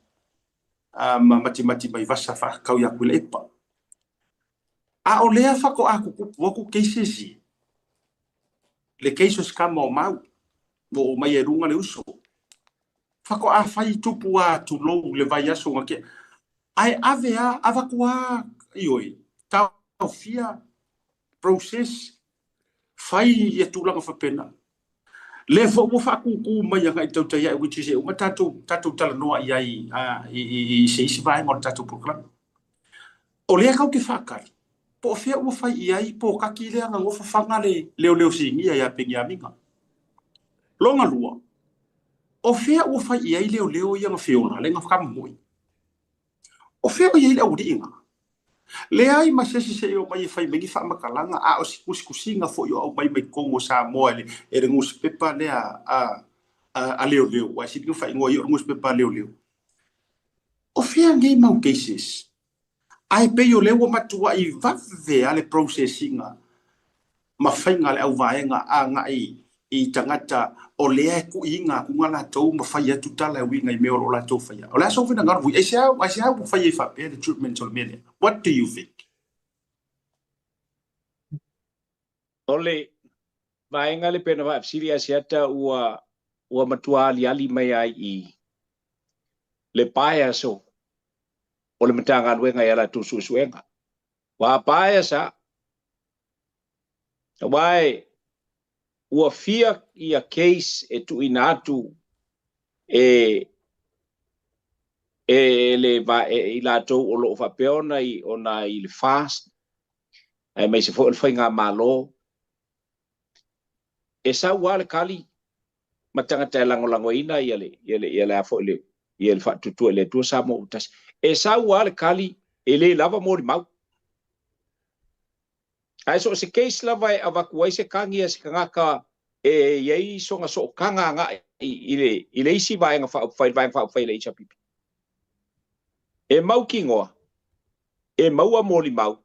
Mai fa kingo ia le molianga. E pela le vai nga sili lava le o nga maku ia. Onga. O case uma e avakuai kangi ale e kangaka e lango il fast po gisi fo la ko le ainga al fatutu ele tu sa mo utasi o le kalia ele lava mo mau. So my message to the minority government le fionga ka mai kai palimia I may say la fionga le ming ska leo what the hell are you people doing there? Le malama le kungu po le kongwa po fe kongwa le mele ko ke kukua pe ko ke kuku le rule of law pe ko ke kuku le rule of outlaws. That's very simple, you know. And the country and the people of this nation are starting to get sick and tired of such attitude from the police force. Al fe au ele anga ingisi o leo kangaka o lai e yai le purunga ngau inga ia lifi lunga le ia le au nganga al makanga luenga mai le fia le ka uvalea so o le makanga luenga mangingi fa kasia koi ma uko o kangaka le isn't this time for you to act?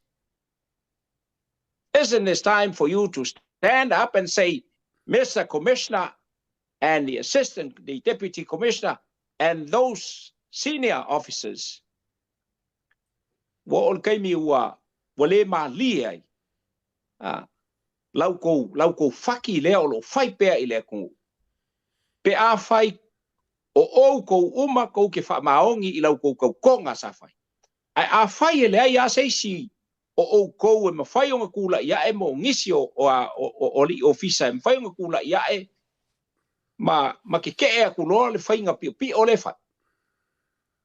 Therefore o longa winga o le makanga luenga a koa o leo ua makua corrupta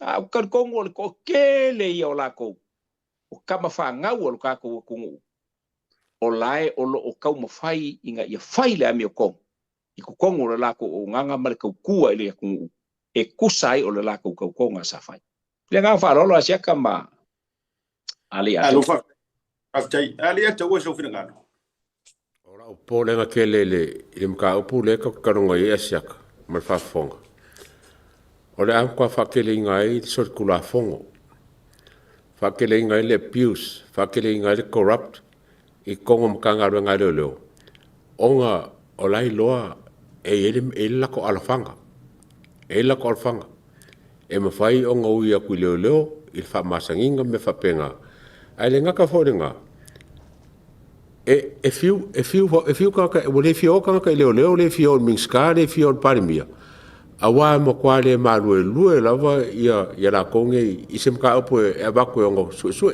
aka kikiro ngem ka opo la u nga vengi o ba ku pe la ka fiu la u di fa karim ka opo le ai le nga la u di fo o le kele yo ka opo pe fo ringa mai wa fa kari ya le ka opo a olo ia fa kari ake wo ngimo onga o le fōlinga mai o le iai le kangaka e whainga puipuia le pio lea. O le maka ngā ruenga leo leo. E whainga fo i leo leo o ngā o e whainga komisinga. A waranga ngā whai a kuri ro komisinga. Ai, e le kau whaika kou komisinga, e le kau wongi se whai komisinga. O le alawa mai kau re kāpenge ka ma whai pule o marme le mele kupungi. Alfa alawe o leo fufi. O leo fufi ma wha makakasi iai ma le ai i le mele kupu. Ai ko ulawa le komisinga leo e kafu le afi le mfa kere inga le langa le langa inge. A kanga kafu inge ese ke kele o la ko kupe la kongi ai. E whai o so mali o le pio. A so mali o kupe la kongi ai. Ya le lava oki le lava oki ko ke wa ka un fefe kanga ka o leo ka o ise mea onga ka waku ai furi mai leo loka pe ka waku ai fa mai leo ya si ka ko vai ai nga ke le wa ngalo le ise me o fai ai o pole nga ngai ka opunge wa fa nga kai ka onga o le me ka unga e ka unga malu ai pe la ko fa pe ngore malu wa fa nga ka ngo le mele wa wo le ko malu ise o mkale ko marwa sisi mkanga rengale o le tatou na whafonga uma lava le to tele o Samoa ma tatou whaalongolo na matua sai lava le fionga i li whaipule tamaitai a Moripola Ana Rosa si tasi o press conference ele ima vai today e o ofo i to tono le parlemene ka ki iela press conference ai tatou we quote mai lana saunoanga i tono le parlemene Oka le kele o whaukuanga ngā waku e ka pengeka. Ai rei malepi. Pele ka ape fo. Tele o lato whautuanga ngā laku a ver ka mai kai pāle mia. Whai se fua i keisi lea. Lea ngā waku wai le complaina. Wai tasi lea vaenga. E o ofo i le official sulfa inga. Ma kua ngu war ka ngaka lewa ai le official sulfa inga. A o kasi ngā official ngā. Ave ia le kusi ama kua o kua. Ave sa o lenga sa o mai Ana Rosa. E fionga Moripola. E le ifa pega se meli. Pega momori ia pai mala fai. Nga ku sa o ia ao ka mai kai pale mia. Ko e fa o popo ia male lui. Ale ka pegeka. Fai se fuafuanga le maka upule. A mai ka e muri ngai ia la le vaenga le ua. Fai e mori anga fasa ngai sunga lau le maneto. A o lea pe ia tangia mai le sauanga a le fionga tamatai whaipule. Ia Moripola Ana Rosa. Ua lewa ngala ko au ngangi, kalunga mangu mai runga le keisi le Morimau Samuelu. Ai musu mai o le o lo o vea mpare mia. Whamakalai le o i le a leinga fefeu, mamakua pa a le a mio, masikaili e fai mai e komisinga ma le au singia o le makanga ruenga o leo. Leanga o le makua malu pui ala kou. I le matua musu o fia mei. E se i le a lea. O le aso rufina ngana. Malo, ole mta upule nei a asiata o ina ngaku pape i fo ma fesili tatou mafau. Are we putting the taxpayers' money into good use? Or are we wasting a lot of all this money? Ma resources umangai. I kulanga pe on kula mai onga ele makua le pa lengi ale le me oyenge. Vale ai ma se pa lengi ai kasi pelu. E pe o vaenga nga sili o nga langona ile fa nono. Onga ole mau o kupe el taxpayer. Kupe le kungu. Olo o kokongi ai ngei kangaka. Ai la ko kele o faia ia se au nganga inga ia fa pe nga fa malie ngai le kula fongo ai fa pe fo ia le kungu le ka po ia e silianga nga maku ia menge tonga wi a fa ele o fua mai ia le a fo ia le kele o le kupele o lo fa alu ya ila konge ko kongi ngai kangaka e fa peongi o la ko wi ya o silinga fa ka fe ile au la ko wi ai se fe mai kupele ku kaku ia wa lava ia pule ngali fai pule o mai leo kaku ngu pe fai wale ia se kulanga le lei o kula mai ka ngal wenga leo nga falo lia taua so asiaka e ko ruaka ka e kua i leanga lea mua lava kua i leanga miska leo o ngā wanga ia alawinga le situation lea get out of hand o risi kaka e siring kua i leanga lea o le pare mia wanga keilo uma me lai fai nei ma se menga keilo e fai e leo ngā ioi o risi kaka e kua i me lea o sui pare mia e leo lava langa finga o le pare mia pe fo langa mkaupu renga fai a le o i le pare mia o nenga ngofo fai me fo le la mai leo le fafo me fapenga ai ruakure ele lava langa fingau ele lava langa mio kongu e fingau ese mea kang fai a fai la o se pulo se kampangi o ke kulia le mingiska o ke kulia le pare mia o ke kulia sui pare mia ai muli a kuli le komisinga leo ma foi langa komisinga leo o ko konu le luka a bese ko konu ngap salo wal le komisinga a wala nga kiringa leanga langa mingiska langa pare mia langa sui pare mia malo fatai ngale pe na sa no ye ile ya tau wae ya chata pe ho na esilfia le tulanga ho i malte mo na ma fil no tatu filo ye ma le fionga ko msina le ya na sa no mai ai chef no o so valvelia tu matalo no iro ya ta ulo vai el teimi sa o tu walu ai matital no am fa so mar ko msina o se ila utilo mala wa ai le tu la mai mai o se tangata le lei e pela ka usa o ai le finga ngalo o ai fo yo le atau pe ie wa ave ese ale ia le lei le sa o mai tawina i teimi o mo fo isa o wasia si ai ma wala ava noi tal no ai ma fa soa tu watu fo ia nai tu walalo ma fautuanga molmoli atu le ia finangalo le tunu ia se tangata sa ia talia le leila va vaenga ia pe ano fa yatu ia ola u walunga muli ana u iloi na ua le o toe a mamafi mai le finangalo le ia ma sota inga sa fai ia ona na o iai o na o se vaenga fo isafia tala no ai ma ave ai stu ala lo ia pita ia ua le ai se o fia ava ia so masina ia le ua uma la tausanga ia ua le toe ia se toe sota ai mai pe e nganga mai le vaenga sa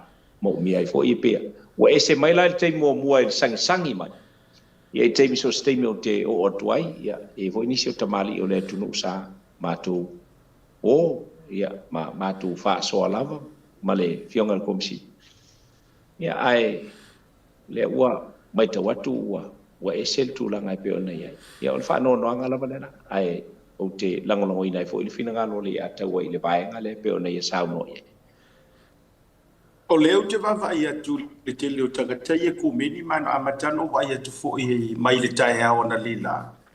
O lea e wha ia le tu atele o laisa moa ia le tangata mutu lea nga fo i lea e whaiso o mele porkalame i sini Australia. Ia te le lopo mo waise confirmation so nga lea lau whionga vuiva pe fo i sunga le ataua.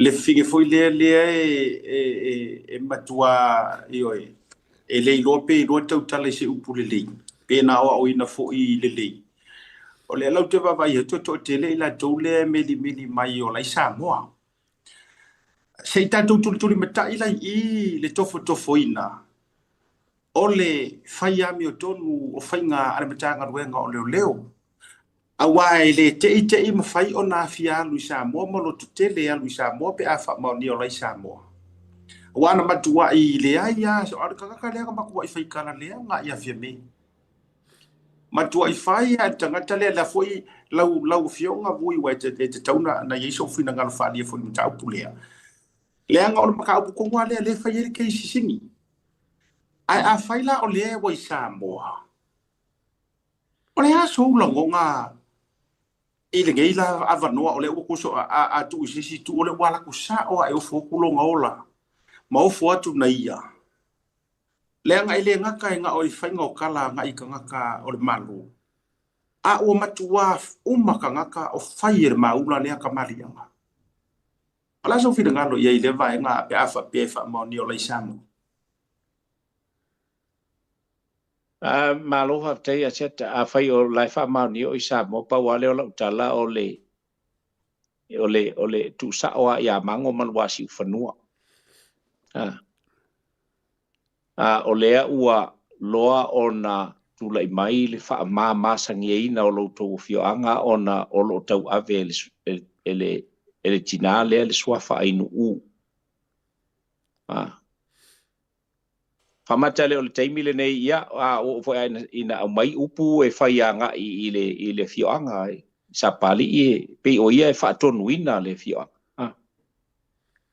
Ele o le teimile nei e tau ai ona tula I mai le ia ele fioanga ina e fatino ia lo latou tiu te fa matua I tonu o le fioanga ai va pe fo I ona avatua I se langona anga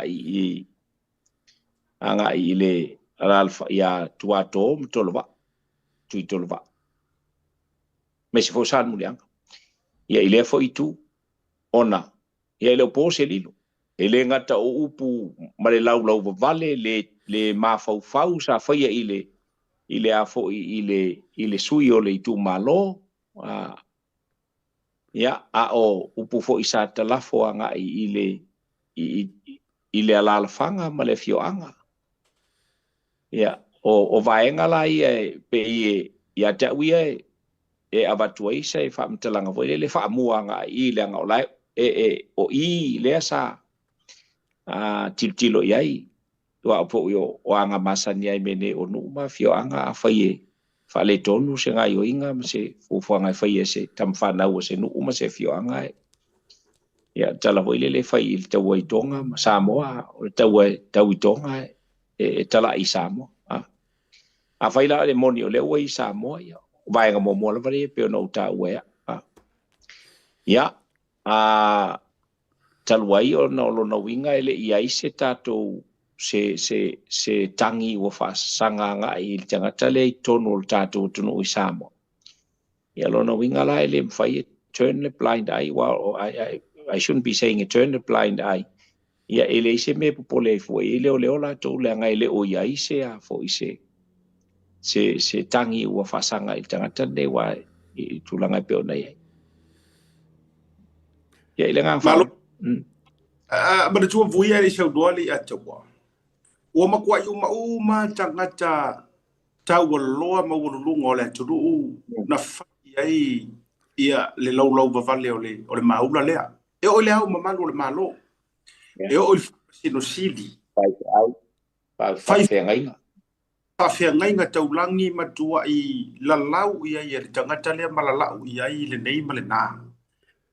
O le la o malanga tu Samoa pe a fa pe fa maundia tanga o le tu va tu le ba tangata mai lo wisa vai ia e pau no te loa o ina isa la ilua ia fa pe foi fa sa pali ia e o foi ia isa la ilua la to ia matulanga o matua lai ele o se ava no le pe a moni le tulanga o lo fai malanga I Samoa ai so ta tu le matai pe tulanga e ta o to ia pe a fa pe e iai se tangata na te tau fia le maura le I Samoa o lo upopolenga malau te talo a iai se me tupu ia vave iai le tu la fono le anga ona meia na fai ma le tala ino fa lave ma le fai ngoi ngo kangaka I me kua o lo ma me ave iai ka fa alufangi ma kangaka ma fa sanga iai tangata ma tamali anga o lo ula upopolenga I kuai iai le kula fo ai vave iai se fa le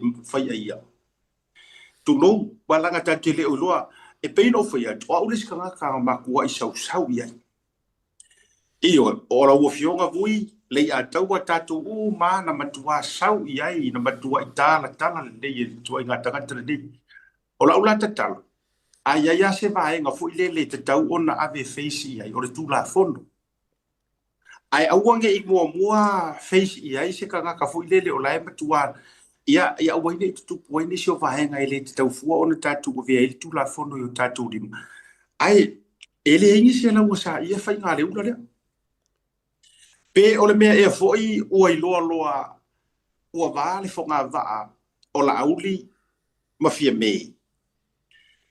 Lea la ua fai e le faa sufinga lea. Awa I kasi ar kanga kau kei loa le foi e tu le vale pe o anga ale tuna foi lea e fe se e tai solo e mase se e.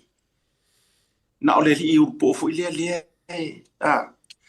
ia wailo foi o sifio lea tai ta mo e la foi le nei taimi e pu lea ia la na fasi so se ata tifanga e tu fau ale se fia lui fai le mea fa pa ele mea ai ile fai unga so se ata ile mo wala mi tonu ia e silia fo ina tele le par si pa tu fa fonga la tu ia ma tu langa tu ai ono ole buta tu tala noa ile sa ilinga o ami tonu ole betanga wenga ole leo pe afa pe fa ole samo ia e o foi la makanga wenga la ko nga makua ia luar ia ile maula le o le la so fa tali ia au pa au longo tino Filipo wa o ia foi le sina matua I fai ma ia ile tala nga pengu ka kale po feta o to ia le ia tawo so fingal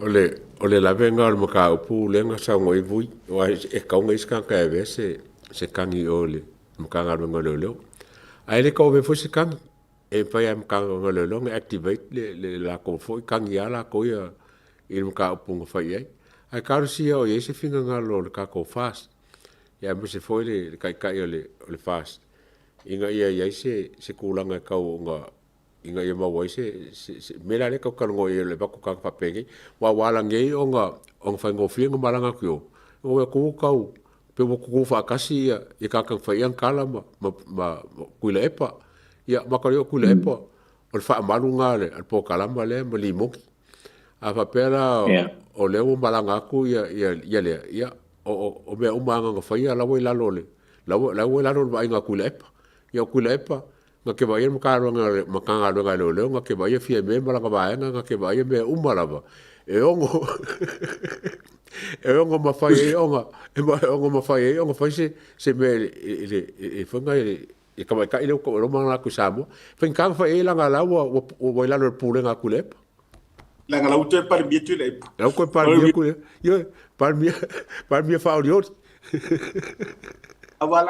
awala ngai pe ia tangia mai e na ona pito mai lu mo o fa pi ya la o control mai pa o sa o lo so no ngali ato ia fornga ku se me mu sa fa pico a fa ai o pule para fa me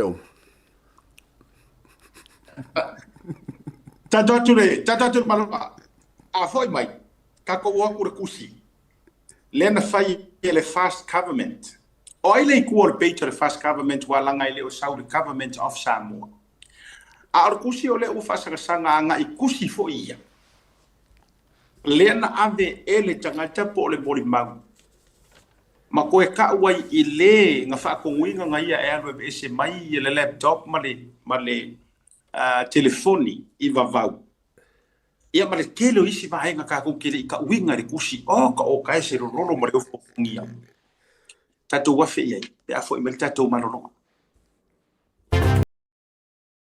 E fia fia le mona rental se whala wilo antula na whaabitoa mole masino Februari mamati. E losful po sene ua pa uma ula loa ile tongi pe antolua so pe silia tu foile e te whaongai nai so se ta vale. Ma bawailo avdo ile se I e afeta ala Samoa ile whai unga o le masina. E ma whaiora piki le ta vale mai le malewa lele whaleolo polo tanto ofisa au tu ia le fua. Pe mamuli tu foile whaletali malo o lo e wha mautu ai. Ai ngā whaabitoa. O lo iai tanto insurance e te fili mai ai ina nei tupu se whaalawalawe ai olo o iai le whaamama awenga. Ma tu olo iai le tātou account i New Zealand, pe lafo sa fo i le moana e whao ngā i le Pacific Easy, pe whao ngā fo i lau credit card e whaatino i le tongi no lo sa. Mori si whaamtalanga wala au le Pacific Easy i le ovalu se lau o tasi onono. Pe asi le tātou Facebook o le Moana Rentals, o le upinga ta whailangi o le moanarentals.com. Moana Rentals o lau paanga e taitoloina oe a o e malanga asi i Samoa. Tembero watile o se fulu prevaro minuto te nei tu la e ono ile tu tu fa wa le Blue TV ma por club le tu te ya ile rivanga o le fiafi ma tu fa so ma le sunga le tu wa misi foi o le fionga ia vui ma sina mo se flava ile tatu por club ile nei vanga foi o le a so fua o le vanga fa o le tatu wa fe ia o meta o por le fiafi o le tu langa ile faalinga ua au mai ilunga ile teibile nei ele mua uma ua ilunga le Fast Government page. Au te leilo po ile tua o lea i tu lau mani tustu singolo mai ai. Ai faalua ile wa ai watoi reporti mai ele some observer. Ma ta ua ile swafa o le tamaitai i alise. O la ua ta umai lava e la dou. Eui ele i whaailoina tu lava i tātou whasoa po ai le witness matanga. Ia, tātia la tau ia waalanga o le wala to au mai fua le suafa po o tangata sao pele o le tangata sao lea. However, o le vaenga lea ua lilifa iai le manatu tātou te whasoa i masta paso ruwhinangana. Ua o mai ai mai whaafefa kalangoa kua ia winga re kusi, ua makua mamao ese mai mangiusila. A ole usa we fa le kau fa fe a longo malanga vai ai piu mai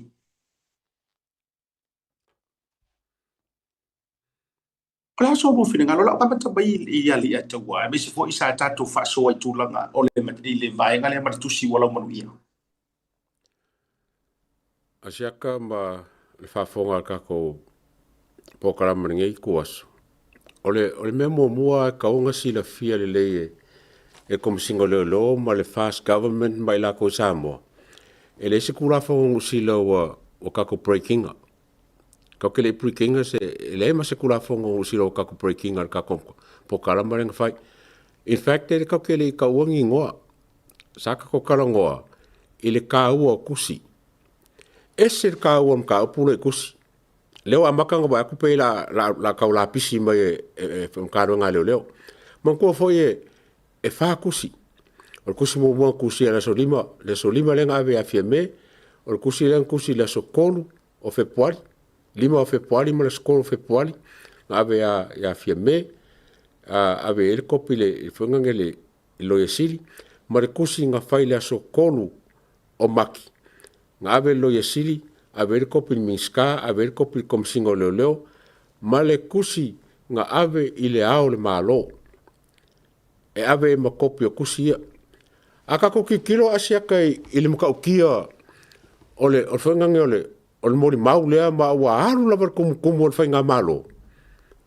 E leo se kanga ka whavarvarera kanga lea, mai ka kau I leo, o ngalako seriously take into account. Le muka upure awar whakanga whakemkemu e o whamai o fake pages. Awar leo whamai o kanga ka pepelo.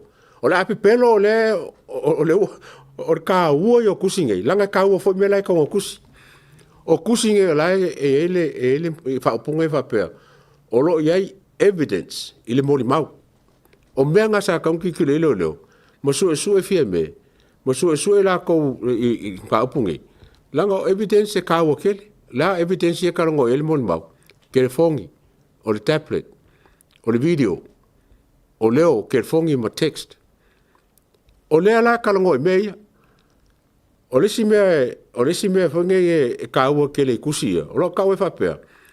Ua makua whakong winga lava mori mau i ngā ia evidence.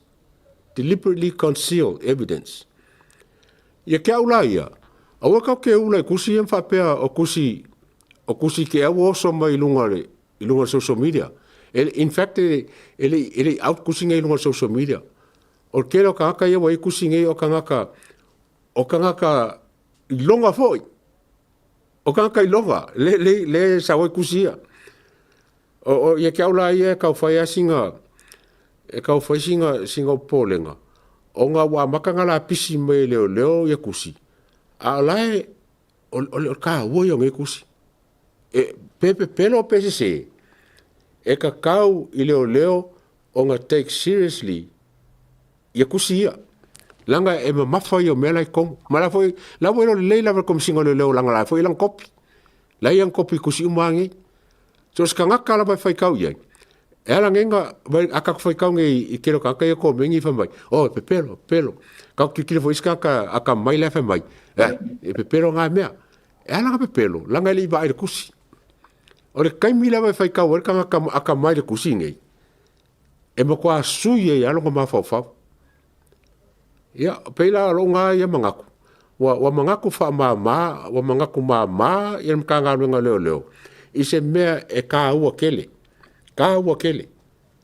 le foi kam fai al mo mau e ko mai le mka upu kongu ya la konge lunga o nga la foi pole ya langa ia safety le la vai le ka kile va kwa wa ise nga yo nga leo male mal fa kangisia o le fonga ngol mo mau ise me fai nga pu ya ia o nga e maka o kia me ya nga ke silafia ko kiki ngai mapunga foi lunga ya ke longa la unga ia contribution le kiki lava wa asiaka nga ke silafia isi me kuako kele me ka ke lo kuako ele nga kusi kele me kuako o me la nga le yo isu su nga leo fa fe nga leo isu su nga leo ka ko le leo o lo ka ko lo ke lo me Olisi vaenga olisi la vaenga fa popole le tu o le mata upule. A filosofi walanga o le tatu tarano o kusi ya lai receive wa yele stamp official bar bia attorney general. Ia o le tusi walu le fionga le malu le malo. Ia ka ese mai ai kopia wa avere makanga wenga le komisinga mar miniska. O la utala la le fa tu fo. O le la ka uma fai ngei la le kau pungi olo pe a fa pe. O mea uma lava lea ma mea iwa tato i loi tua tu lea mai re kusi. E fa a maong ia uma walanga. E matua i comfortable and confidence le na fai le tusi. O la iei uma anga evidence. E finga wingai. Even for like evidence la lea ke roa avaku a ke walu ka walu manga o ngi bea ai fele le ya ku iluangi evidence e makwale fia kilo ye ko kili fa fe fela o fisili nga o le hala si o la fa awala nga atato walu le melea o le meta upulea ai le festival nga le fionga ya vui tu so le mele la tupu o le afaya e karikongu war kanga ka ile fia karikongu ia. Ia. Ai of course o le ali li fa le kele o le au karikongu. E li fa e karikongu le o lo mawolunga lo kulanga. O le kele aranga o isi foi before they even read it will already make their decisions. Wala ko fa pea it's all palafu. Esa o pai esa o langa o ia lai umia esa o kanka le umia ko fa pa mia esa o langa ya e mawalunga e aka mai e alo ia aufu ia elise price ka ko elise price langa me ya samo ale ke so ku au ele o ko ia o manga kusi ma ku au le pa mia le se ango ia o manga fa ku ia lang ka pengeka liu lo ko fa se fuanga ele ke ia kusi ma ku au ile komisingo surfa inga po ai lava lai o ke mingi le se ke ai ele o ko e manu ka ko i me ka o komisingo i surfa inga mangi official surfa inga so it's not a surprise lay at the war ma fionga ia buia mesole ole aku pili e kau kere ke ia mea makala ye le fu amata no mai fa la pisi mai mo mai observer fa mai la pisi me there sa wai mapai si ka ko kele o foi na mea it's already expected langa foi a ver fa mua a ver kar ko winga ile langa la se e irunga ko fi mawor lunga ai a fa fe fiala pe a se ko ilo ma se ka kele fi pula ia ole ala me la fa o fionga bu ai ole vai nga lu te na e lifa ole aso fina nga no le mele wa amaka nga amaka nga kau apa mai nga ile Blue TV ai sila foi la vui le tape na mai so fina nga lo te sila fia vai nga ia na matua itu I pala le ye ru ngari palangi foi le nga me Australia to tu nu fa le nga I kamari anga Samoa le nga mafuai nga ku 60 minutes fa tele no tu le nga yai se fia o ka ko o su vai nga lua na matua I falu aku moku campo live I tupe le manu Samoa tupe le tsunami nga yai se ka ko o mai mafia o mai pe o mere ka o mai ai longo I ngai le Blue TV usila ma fa fe mai nga kau yese la ko me nga kau fai ia campo live ma TV usila se me yasu finanga Sia tamal fa fonga mai rotatu tunu wa le fo le sunga ya le atu. Ole kanga kang kusia mai le nga makau. Ale fa vale vasti. Ha. Kalau winga tala ale fa vale vasti. Ke sa ofela nga I kusia o uma nga fa mau fa ilonga inga e makanga luenga ma ofisa ua uma nga o iai. Mai mau ki ngofo. Ele ole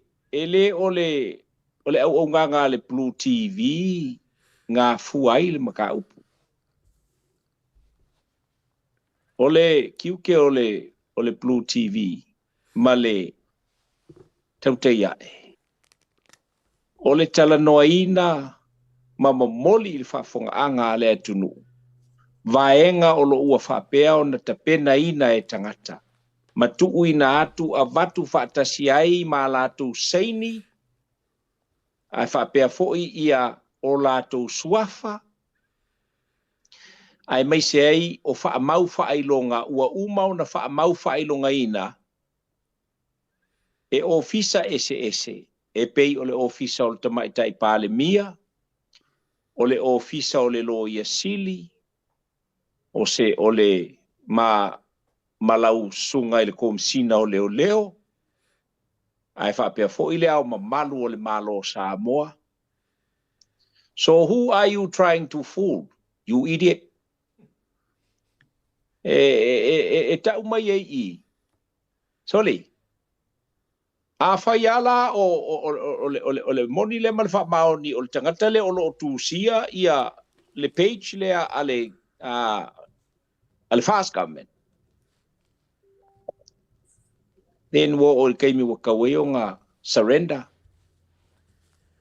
alu fai sau fe au kakau no la nga ele tau nga mali la mele le wailo atu nei ai ma sila fia ele tunu. O toula I tangata o lea tau te whaau fiu na le wha maoni. O lova peonga o kau moli. O whea la e ke au mai ai ia lou kali kongunga ua ti feime ele afo I ele au nanga ale tau te iae ma le Blue TV ia vaenga ia te taua. La mele pupula sa o I fela nga ia I stamp ma me umanga fa mawinga. La me ke le fesiri sa o I ile ia fia me pe uanga receiving ala kusile. Fesili ile komsinga o leo fesili ya nga ile lo ia sili.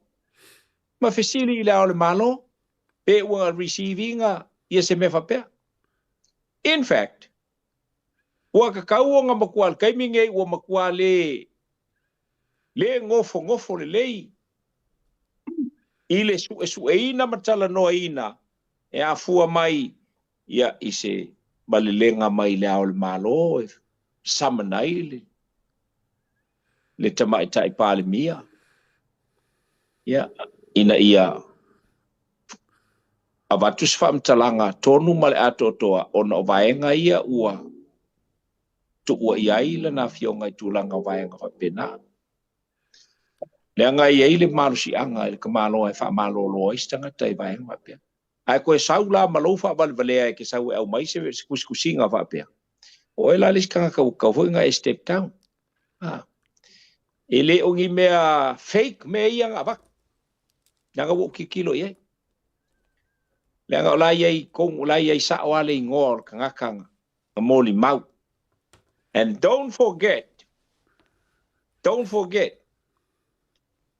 ole foi wa o mai ya ma ua male tofaya asiata ia se famtalanga o se moli mau sa wai ngai pikolga leta urtus moli mawola who was there on the night and witnessing every communication. Sorry. Ya ba ku ngai o ki fingol malo ai kalango le mele o ye le lo. So ye wa le la vai le ku. Wa pepelo kasi pepelo lua pepelo kolu pelo fa. Ye ole ku sai lo male. Makiu ke olo fa peong ko veinga wale ku nge sa mo. Ya fo inga fa ke la ufionga kom singa ole leo. Le anga ora ngai e la usunga fo leisi kopi ku singa. No. Anga ke si le fia ngai o mo fo fa mo fa ilonga uma vai nga. Ya. Ole kiu ke o ko ole sila ye ma faile investigation ole maka upule. Ele ole va veonga kali mai wale ngai le o ko ngi fa msi. Ole mela la ye la fo linga mai ele o leo o ko fa masingo o ko ki ko fa be mai ko fo mai fo o ko. This is becoming a case that is out of hand now. Awule la vale ku so na oleida e kula ye le ku ya onga le leila le ye le nga fala ole olo fia ngai le mata upule vui ma le sunga le atawa o te lo foi le o manino a le sunga le atawa ma fa so na fai masauni ai mai so le legal team ole mele le o loa wa afa pe ngai la fa te inga le fa tu lo tala afa pe o le spokesperson le ku de ya mai me ya le fast government le tau te va ia tu itali mai o le tinu o lai lilo ia ngai ia mangalo ia a fai o langa ku leile le fia ku lei mai ai fa mo me kom singa man makanga ngai fa fe mai ia te o se move matua mana ia tele o le ale wi ngola ukala le anga o le ua ngofo nga isa o ale case i ko kongo le afi o le ale wi ngol fa talanga asiata bring it on o le amatua notify ya mainstream media in New Zealand. Ma ave umalo iai makopi o kusia e lau mai e papalangi. E o ai mea ia le ta fiofia tu e tato. E o ai vaenga ia. Ave male ia walanga fo o lela tau mafai e fight mai anga ile media o lea e pacing New Zealand. So ole af mana ia ila le talonga ole a mai kuso ole la le manga o ko ka alo le beer park. Ale ole a sau le lu ia mana o tau te pini i Mount Eden. Lono winga a ola ina ta alo i Mount Eden. Lono winga e ia ma mainstream media. Angi usila even i Australia. Not including ole tate nei America. Ma fa tali e tulanga fo ole me sa file FBI.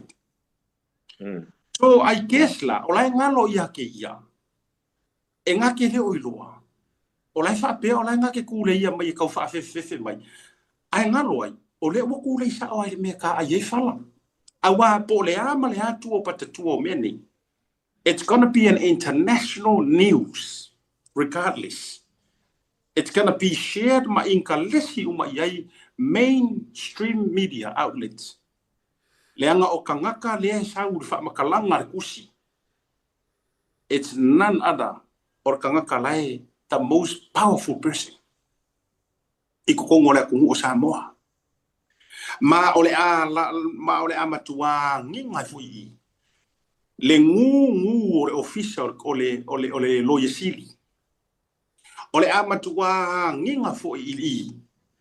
O lo talia pea. Se lave de mangingo o le fionga le au mamandu le malu. Palanga o mea. E o solo i kama ia. E ave uma iai. Kusi uma ma kopi uma e o i mea ia lehi tu atu. O tūlanga na o le laptop ma le telefoni. Ma isi la mea i kuaku o mea e o onga me makui kui. Ia ole ave loe lau mai e au papalangi wai le popolengi papalangi ia. Ingi reputation o ai mai. Pau le mea lai wha maonia o loo iai le kangaka e o nga saingia received by the office of the Prime Minister, office of the Attorney General, even a letter to the head of state. Wala vanga. Manga kua mai foi. Ele o so mako kiuke, ele o mako ngi wha masingo. Wha mole. Kua lau o ko masingo o leo. Ele ai nge ke ua e se kia le malu o kai kai au o nga o lau mea nga ngai ke whaia e ke leo e koe wha masingo. Ele ai la ele o se mako mea nga o le mato tiute nga o nga saua o le isu ya mako kiro aku wha mau e kulanga o la esangi mai kanga ka ele o se fake page o le tusi ua vaku ya o kou pea le mea fo ile le whasala wingor kao fingor ngofo. Ala o fionga vui o e te masani. Ele e senga o le mele, a mare mele na. Nga o nga saua le mai le kusi ka ofi. Wo umanga wha o aku. Wha mole se i whasara lau mai le kao fingo na mako ngofo. Whasara lau roa. O isi nā mea i kua paka kua. Whaikari ai o ko umara ngā mea o le mako kiuki. Ua o mai le kusi. Ua saini le kusi. Ua mako kalangoa i le ngā kusia le kusi. Mawhamai o ia sa whaatonu e ale whai mea ia. Pakulanga whapenga. Matou whaamaonia. Ua stamp and official pāremia. Whaamaongia. Ua stamp ele official o le Attorney General. What else? Alu roa mako ia. Li poki roa. Inga ia whailoa i lea kungu. E iai la re kusi lea ua sabu. E makaukia mea ngai ia. But o le winga wa whaumumila utala na watule sa unanga alo fionga ale ato. So mko fia he mero kupu. Ka yo fia. O mai ka ko ka alo i New Zealand maka upura. Ai se i makualongo malava media New Zealand. O le mafuanga le wako kau whaafefe mai se kasi o media outlets o lo i tutono New Zealand. Ona o le tau te manana o e nāna le tusi le awane e manu i lunga. Ea, lau suwari e tau? Ka ua kele lau sauanga asiaka. O le mea e kaonga mangingo le lei le whaafonga Samoa, mai maka ngā ruenga leo, ma le fast government, mai maka ngā ruenga a whangei a alero ia sili, o le ngā ruenga kaukai ai. O le kako kulea, these letters, it's worth an investigation. Wa ka kau o ngā whai e se suenga. Kau kere whai ako e mo i pepelo, ai o mo kua kala whengai, se lau no se furupasenge, le whai e suenga.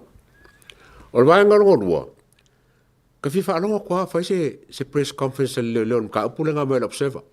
Awal kua for l'observer mai ele kai a on mamalamo l'observer me lo ka koiloa.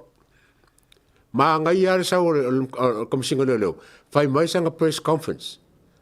Ia masa ua mai pare mia e press conference ia whai e kuskala o. Isanga kala e winga le mea lea. O mea ngā reka fifa alongo iai. E lea o ngā le observer marwaanga lea. Langa si kama i mea lava la lo keilo. E o fo le li lea fa me kuskusingo si liva e po ia. Kere lopo whenga nga po isi kakar malo i le official pali mia nga mo karang kopi. Ia kasi ngai mele kaunga liki kua. Lewo lewa kako puipuia le mea onge liki kua. A le kuskusi marika nga kalea. O whea merang kopi. E ia ilo le tua fine whenga wenga le official fia me. Ia, koe ngā mea la whapea. Lela woso nge fia mi mika mai maa kuskusinga. Ai le ilo ai. Ele i liki se mea i kua. O ngei lava e mau kukongo o ila kou o le ilo le mea. A le wo liki mai le au. Le au ka whao vale leia. O le ua whaavalvalea. Wala le la e ono molia lon tu fine na leaking or information ne itu mai o le officer. It was only for the Prime Minister's eyes only. Oi. Me la ia ka unga sila e fie me I vaenga fa penge. Yeah. It's becoming I don't know pola le skala fai. O se o le me titi fai ni folea. Le fu ni fu tutuila. Ia na toi fo I whatever le to lua. Toi fo I tutuila. Ia toi tangi lo me toi fo ia I fo lele. O umana mo fia kama le winga le mo fia tama malo. Ia toi fo ilo ia wa vai kunga vai ia le ro ko wa kia. Toi fo ilo ia na lai tutuila fai ni fo ia. Ai ole me mita mai mea wa ole va tu ia iro na mana tu mai fo.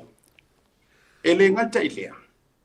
O e peia o lona tama le I le official surfainga the ombudsman le official le mana tua mai la auso mai la wala ngata to moi me sa o le auso mai fa ali le malo I mata upu o ia foi le mo vai to ta ua le swafa o tama ta ia lisi e ta to te le ta ua se ngo o le winga la le fa ia to la utala ilo ule malama o ilo te vai ia sa mo ai le me o le force le wa campaign fa ta se tangata ni awa le nganga mai le official surfa inga la ko o ai la ia ka mar ka mikile le wali ki kuwa le kusi mai official pa le mia ai ave fa kanga fa pa mai ka mai mela tuno mana tusinga ia ekele ai copy and paste fo ile mai sa nga pereskinge ma me sa le movie kasi le maka YouTube le ia inga mai le yo enala na ofa ya tu le atawa ma le la waka ofi wo fifisi inga waka ko fa ilo ku si le waka mai ai mai sa o ele morimau punga lor ka mai mele vai ta don mer fa to le puna manufo ayo solo ai ngofo ka mai ai maka un mention le ngo ole osi tamai ta ia isi ona fesiti leo oi ko ngula ko ke oi ka ko wo ia Yesu ka le waka wale ngole awala ngai ta wa tu e mato o winga la na le ta te fai atua o le liki mai ai ko ngui I wala nga ola ia ilona ai nga ola fai nga ruenga I official ia o le vai ngala na le tu lai mai le la usa wai mang kuskusinga pe or kama makaukia ia ola fai ni fo paulo ta popole ngai fai ni fo oi tutuila ia te uto fa nga e se sila me ia fo ile o tutuila tarule ioi le alu foi o ma ala lai mai ai fu wole sa ili la manuia o le mea lana toi fo ia tu ia sa ili manuia I o le isi o le tolua le ato ia asiaka ele ase senga me o foi le ringa mal meleng fai fia me kai mo ala fa ma ka le foi mo ave kusi a fia me le mse singa I loa le kusi nga a sau faringa fia me kai minga fai mai ele social media le o fa la nganga I lunga Facebook I lunga email me fa penga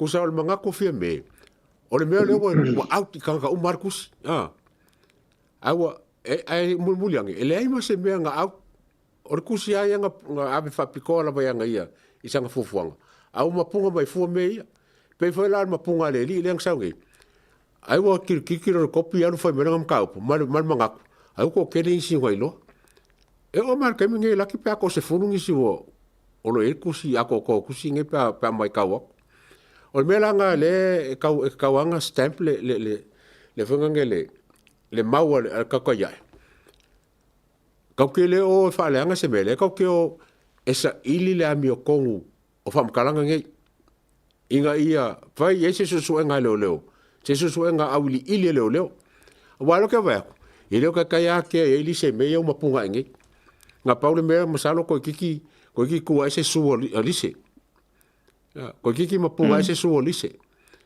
o nga mala ye leo wo milio nge ili se menge ka lo so vale ke lo kangaka o so vale la observa lo que le lo se pa le kiki al mele lo que lo o so vale le fast party le fast government le ki an melelo ke lo e le ke kai lava laksu suenga malaku kilo meia e ongo fa inko mengi fa pe le la ka fa sang ka mo observer il tauta ia e sili le ku e ke awa e sili le ku ele ese le oki ngala ko ka won ko ki mai mal manga ko ba ka ke ko kalngo ia wa ba no ma ko kalngo fo ia le fo ko kalngo nge mo ke lo kalngo la ese siku le mo kalngo o mo kanga nga lo se me nga me observer o fa ko sa o fa sa li linga mo su suenga inga ia mo ki ngoa ma mo sa li kusi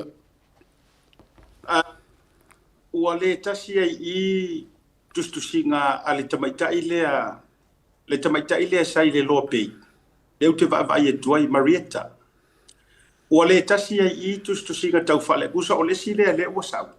Ua matua sa sau whaafia ia le tau whale anga I o le newspaper lea. Ona o le sau ma le attitude lea sai o le loa pei. Wana pawana o tu ai ngā whaasara lunga I mawhaina whai ele na. O le tamaitai foi le sa tu sia le article le na fai mai.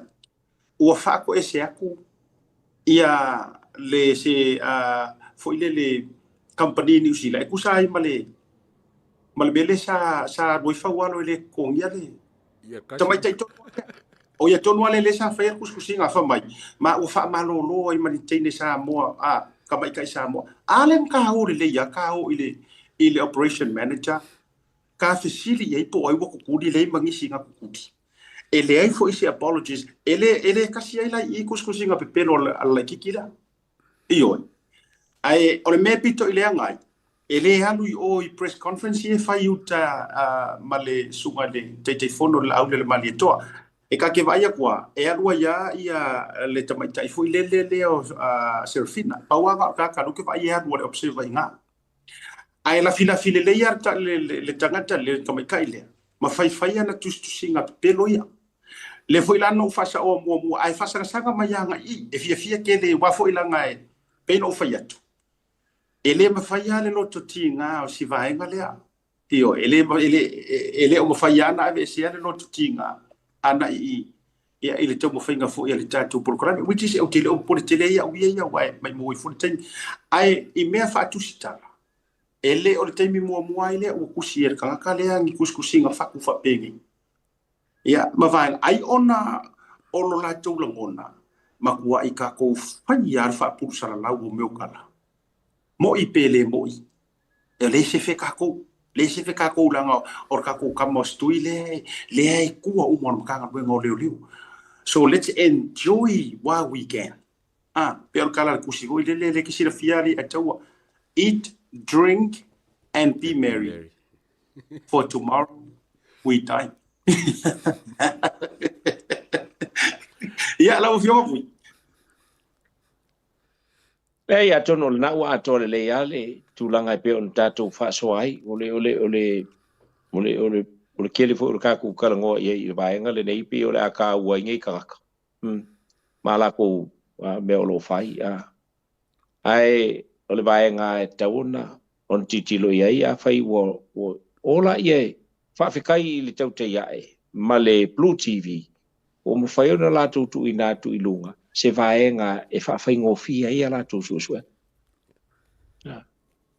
fai ngofia la tu susue awa pe ona sa no ia le atu o le tu ina tu ia o le kiu ke la ko o le o su ele maka upulenge e peisi lunga le wa batue le ko pua ia ofisa ngai ma le stempla ele va pe kasi le stamp ese uma stempla ye la ka uma ye u receive elato il tusi same course but different steps o winga ola swis ai ole se ku kusa le yal mele o ba ye mal mele kele ngo ko mu el mele o le ngo fol ka fo le makusi mai policy se a fo ye ina ia sa vali ele tu ule nei o Samoa ai ngo fo mai lo office ai ko air condition makusi mai policies fa ka ule me tonu se tu ula and yet ele io I vaenga ia wa tu si ai policy sia mai fa ta auto ai wa ua ngā se ai tūlanga o vaenga nei. Ia e pēa lau saunga ngā siaka. Bring it on. Bring it on. Yes. Pēa whai. Ia o le mea lea tātou tofo ia o le auro i le afi. Iona le ia lea.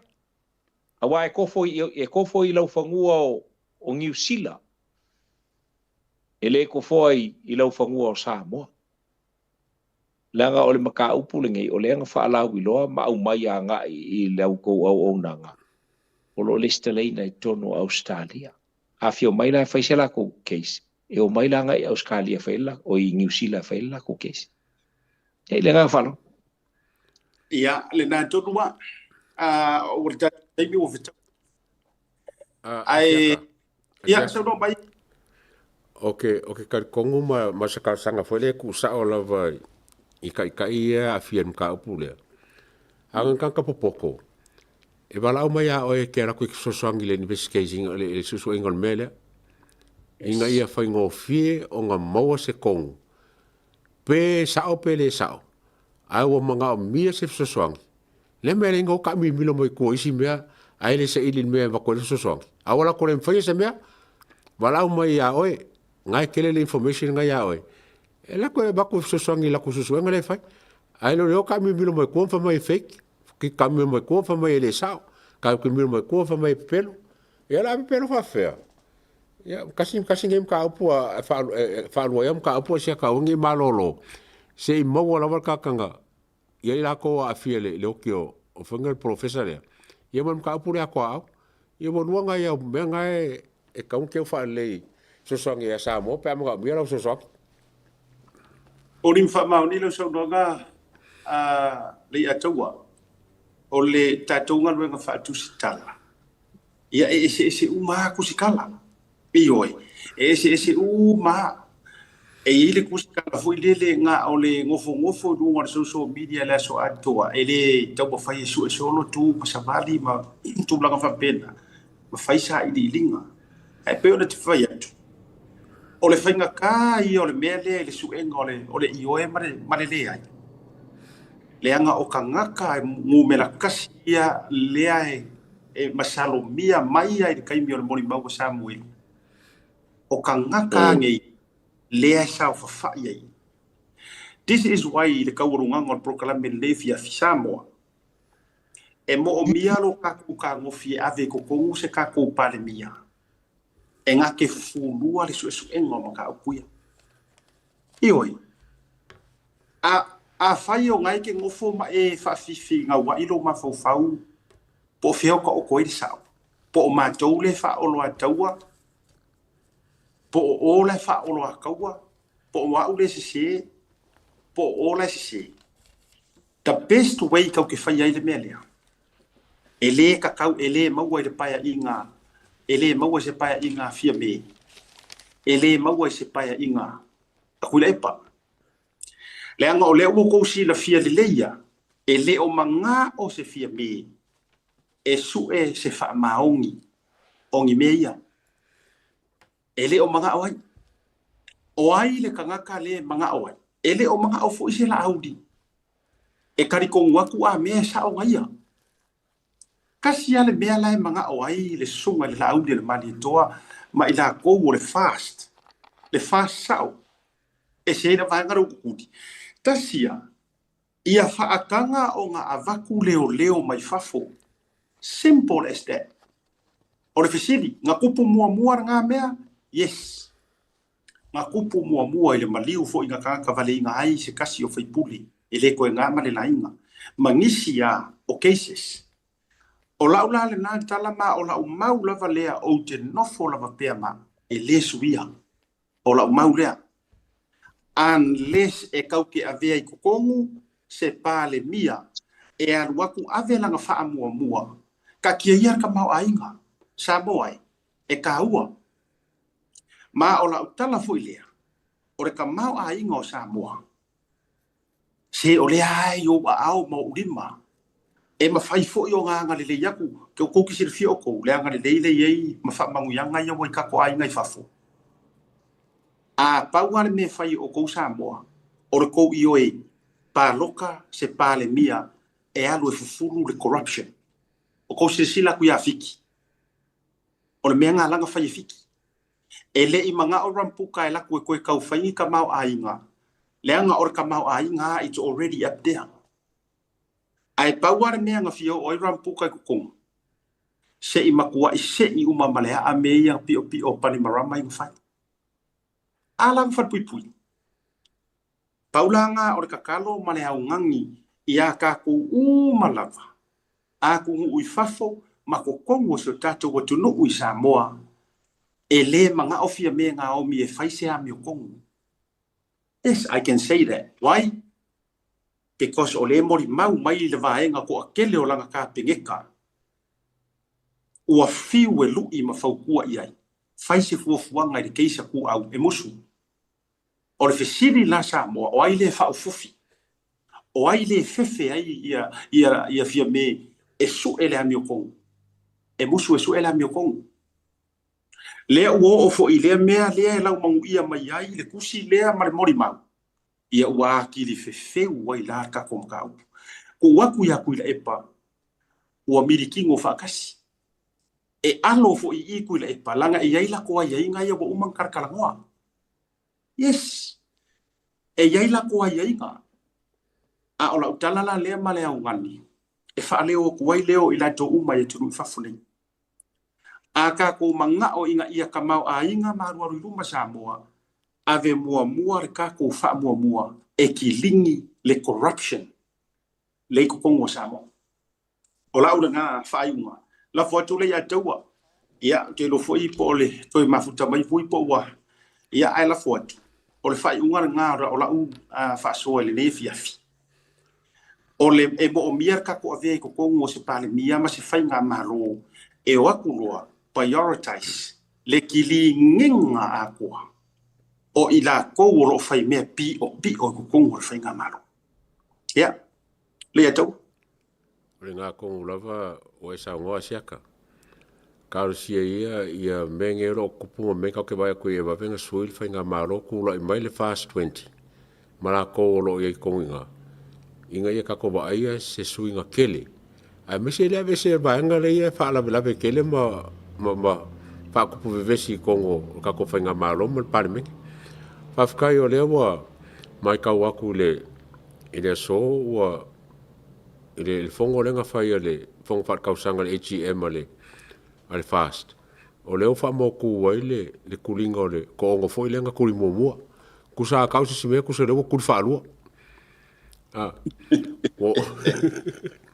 o manga kuri el paki a leo ko kuri le HM ia karsia la ila o mai kauri mele la kupunge wa kaunga korse se fongo le e fonge ka ko fongo fkalai ia fa ka muro ki ke fo le lalo le o le article 140 o le election electoral act o ngo le wa mo kwa ma usa li la va kuri ko le o lengi la ko paki ia salo pesi ngai menga ka mo nge kai mia mai hol kai ba e kai am ko sesili i menga kupule HM ai o le ka waku o le wa mau kingoa le kuri mua ma le kuri longolua wa mo kwa le ai lafa wa ka ku rai fa el fonga kala fa kingo on kuki ia le na wa sa o ile tala le jus pa ia o so ona numi me ma ua ngao ia o le tala le ar ke ne se ile tai mi o fofuanga va mai ua so ona numi me ma ua ngao fo nga tai o le por kala benda de va la fiafi io ia isi fo ile vai nga fo ile tulango le dikitu o tusi fo ile ga avea ga official parmia ia o la eta uma ia nisi o tau ainga o le ri o be e po ke role komi ki pe fa ingi fo pe fu ni fo la ngol ala nga nga mai me on tau ainga na fika ko ngai na do se parmia ia ai pe an oferta sa o tala ale fionga ia vui ia ona ua va ia tu le saulungo na tusi ia au te ro lai fanga mai fo i matulanga e o mai tau puni o lo ia le tulanga na mata ua ta o toi nei ia ai ka ku pea ma tatou alo pe iluma lo tatou va Samoa ai se me silingo fia ile kua le ke karikongu mo karikongu ia e se ringe ia kua inga fai mea mioko ai sawa fo ilonga kaimi fa mai o te le fa tua ia tu o te le va ve tu fo ai o te alu atu lava ilona taimi sa ia e le fuse mea ka ku ke so nga popore kele awa a sao mai uka ia o lai kai ia a fai fo iranga ia e maua e li o kini ia wa ye lista ngata e fa sao wai kuanga me ia fai ai fa pea ia o lala ai o ro el tumutunga ai maua ro inga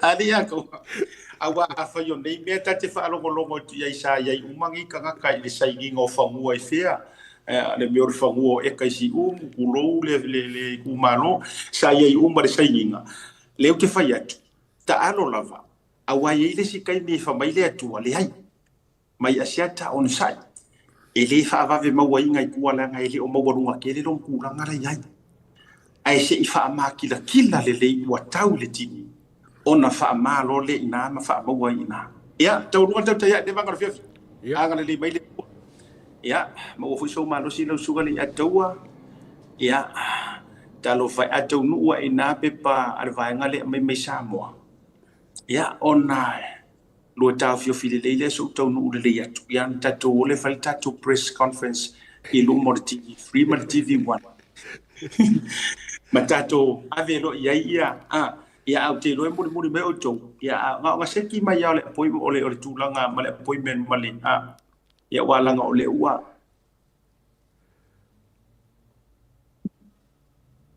sunga ya mike kapal ya to ya la al fatel tal ia ai alo fatele atu o lo manuia ma finga malanga e o vai to mai le fionga ia vui ia tatu fa ma vai ia alo fionga vui ni o lo fanga fi moli mo cot fada tatu fa muli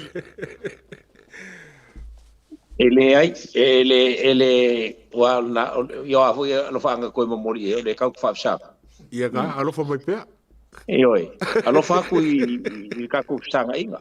Tatu felo ai pe to ai to no atul malanga I ya te roa lau sunga le tau. Ya, ai malo mol pol kalama malo hoi mol ka fu finga or kaulo or ka ko ko ese ai ka iole. Or ko se lau. Ya mar fa moi. God bless alo fa tu. Alo fa tu le loia mau to. Mo malanga, mo ko pa ki o loia ka o ile skonga oi e man to foi na o fonga e fa inka o fonga pe o fa ka un por to foi e fa ka ku e fa ka ku fa o se loi man to foi la matele a ai na pa ki ulo no winga lo ison ta pa alo fa ku mo wi no la ko fa ko ya Aure ngalo papa ki wole uso ia tau tito fai proclame foi taiao ma fa solo to ia tele al fa la ulo misa se to tua e lunga tato si vale fa por mole a mo melpone ai li fa mai dal tato proclame se tu foi lunga fa por mole misa ole fa mo mole ia olo tai mo ina foi ia vui mal fa tua ma ona ainga I melpone ia ora ngano o fa ua va yaso le dei ole MC tau ua malongo tala anga li tala fa so pito la langi ole sunga por to fa ia tu pasa Elvis Moli le o tu na tu lunga le tato fundraising le na melpone ia ile aso lua se fulu male lua lono winga ole aso to na i ole va yaso le dei Vaso de la next week. Ia a fio atu metala atu au ia I le no fonga na u fa ilo atu lunga ia ave sa upanga e vai ia ma ia lo so swani ia wa fa mo ia mole a fio nga fo ia vui ia o lo o tau ava meina ia e na yo na lo mo na lava ai ngai nai me pone ia ai tu wai le launga Ale wala ngore ole fa penga o maro ku vasala u fai ele ai ngore fasti o meta fale berpone ole lo yesili ya o ko sila la o ile fa la nginga ke le ai o matua mau ia ya ia o fai batu vasa ya a fio tu fa ole mai foi le ia o Victor Viola le fai un ole Sorry lo ga tolo le va yaso le anga fone ya ma tau Sila a bo we fo ile dei lao tatu ofi Victor Vio tatu vira ile stofi ya ile taibi ta le lima ile fiafi ya ile no fonga le nale tasi tolu tasi iva o is a Rondale Street Oaks Hills California ya fe lo ai fo ya fe tatu tala mali fe tatu poka ya awa foi ya le tulanga o le fa boy o le afionga ya vui ya mai le tatu ai ngor fa tu le tu samo tasi ile no foa o fa sale le anga numera 5 amai alo tawalunga i le aso tona i Las Vegas. What happened in Vegas stays in Vegas. Ya Las Vegas Samoa uma ya lo ia ina fio yo le tala le tei o mapa anga le tauta ia ai mai se le 44 Samoa e alo lofa le fionga ia vui ta tau walunga ina fatasi Las Vegas le fa moi o na toi tali wai lea ai ngā malanga a so tonai o le fai mor ba yaso le meo le amatalia ya mato Rika ya pauleo nei fa sile silanga ya tau walunga le proklame asiata fale malu pe foi le fionga ya boy masina mua matsunga ya kaut fara mato fatu soifua bayamnuya. God bless. Soifua. If you feel on a rental se fala wilo antula na fabitoa molema sino February mamati e lusful posene wa pa uma ula lo ile tongi pe antolwa so pe silia to foil e te faonga ina so se ta vale ma bawailo avdo ile se e afeta la Samoa ile fai unga le basina e ba fai ora pikile ta vale mai le malava le faleolo polo tanto ofisa autu ile fua pe mo moli to foil faltali malo o lo e fa mautuai ai nga fa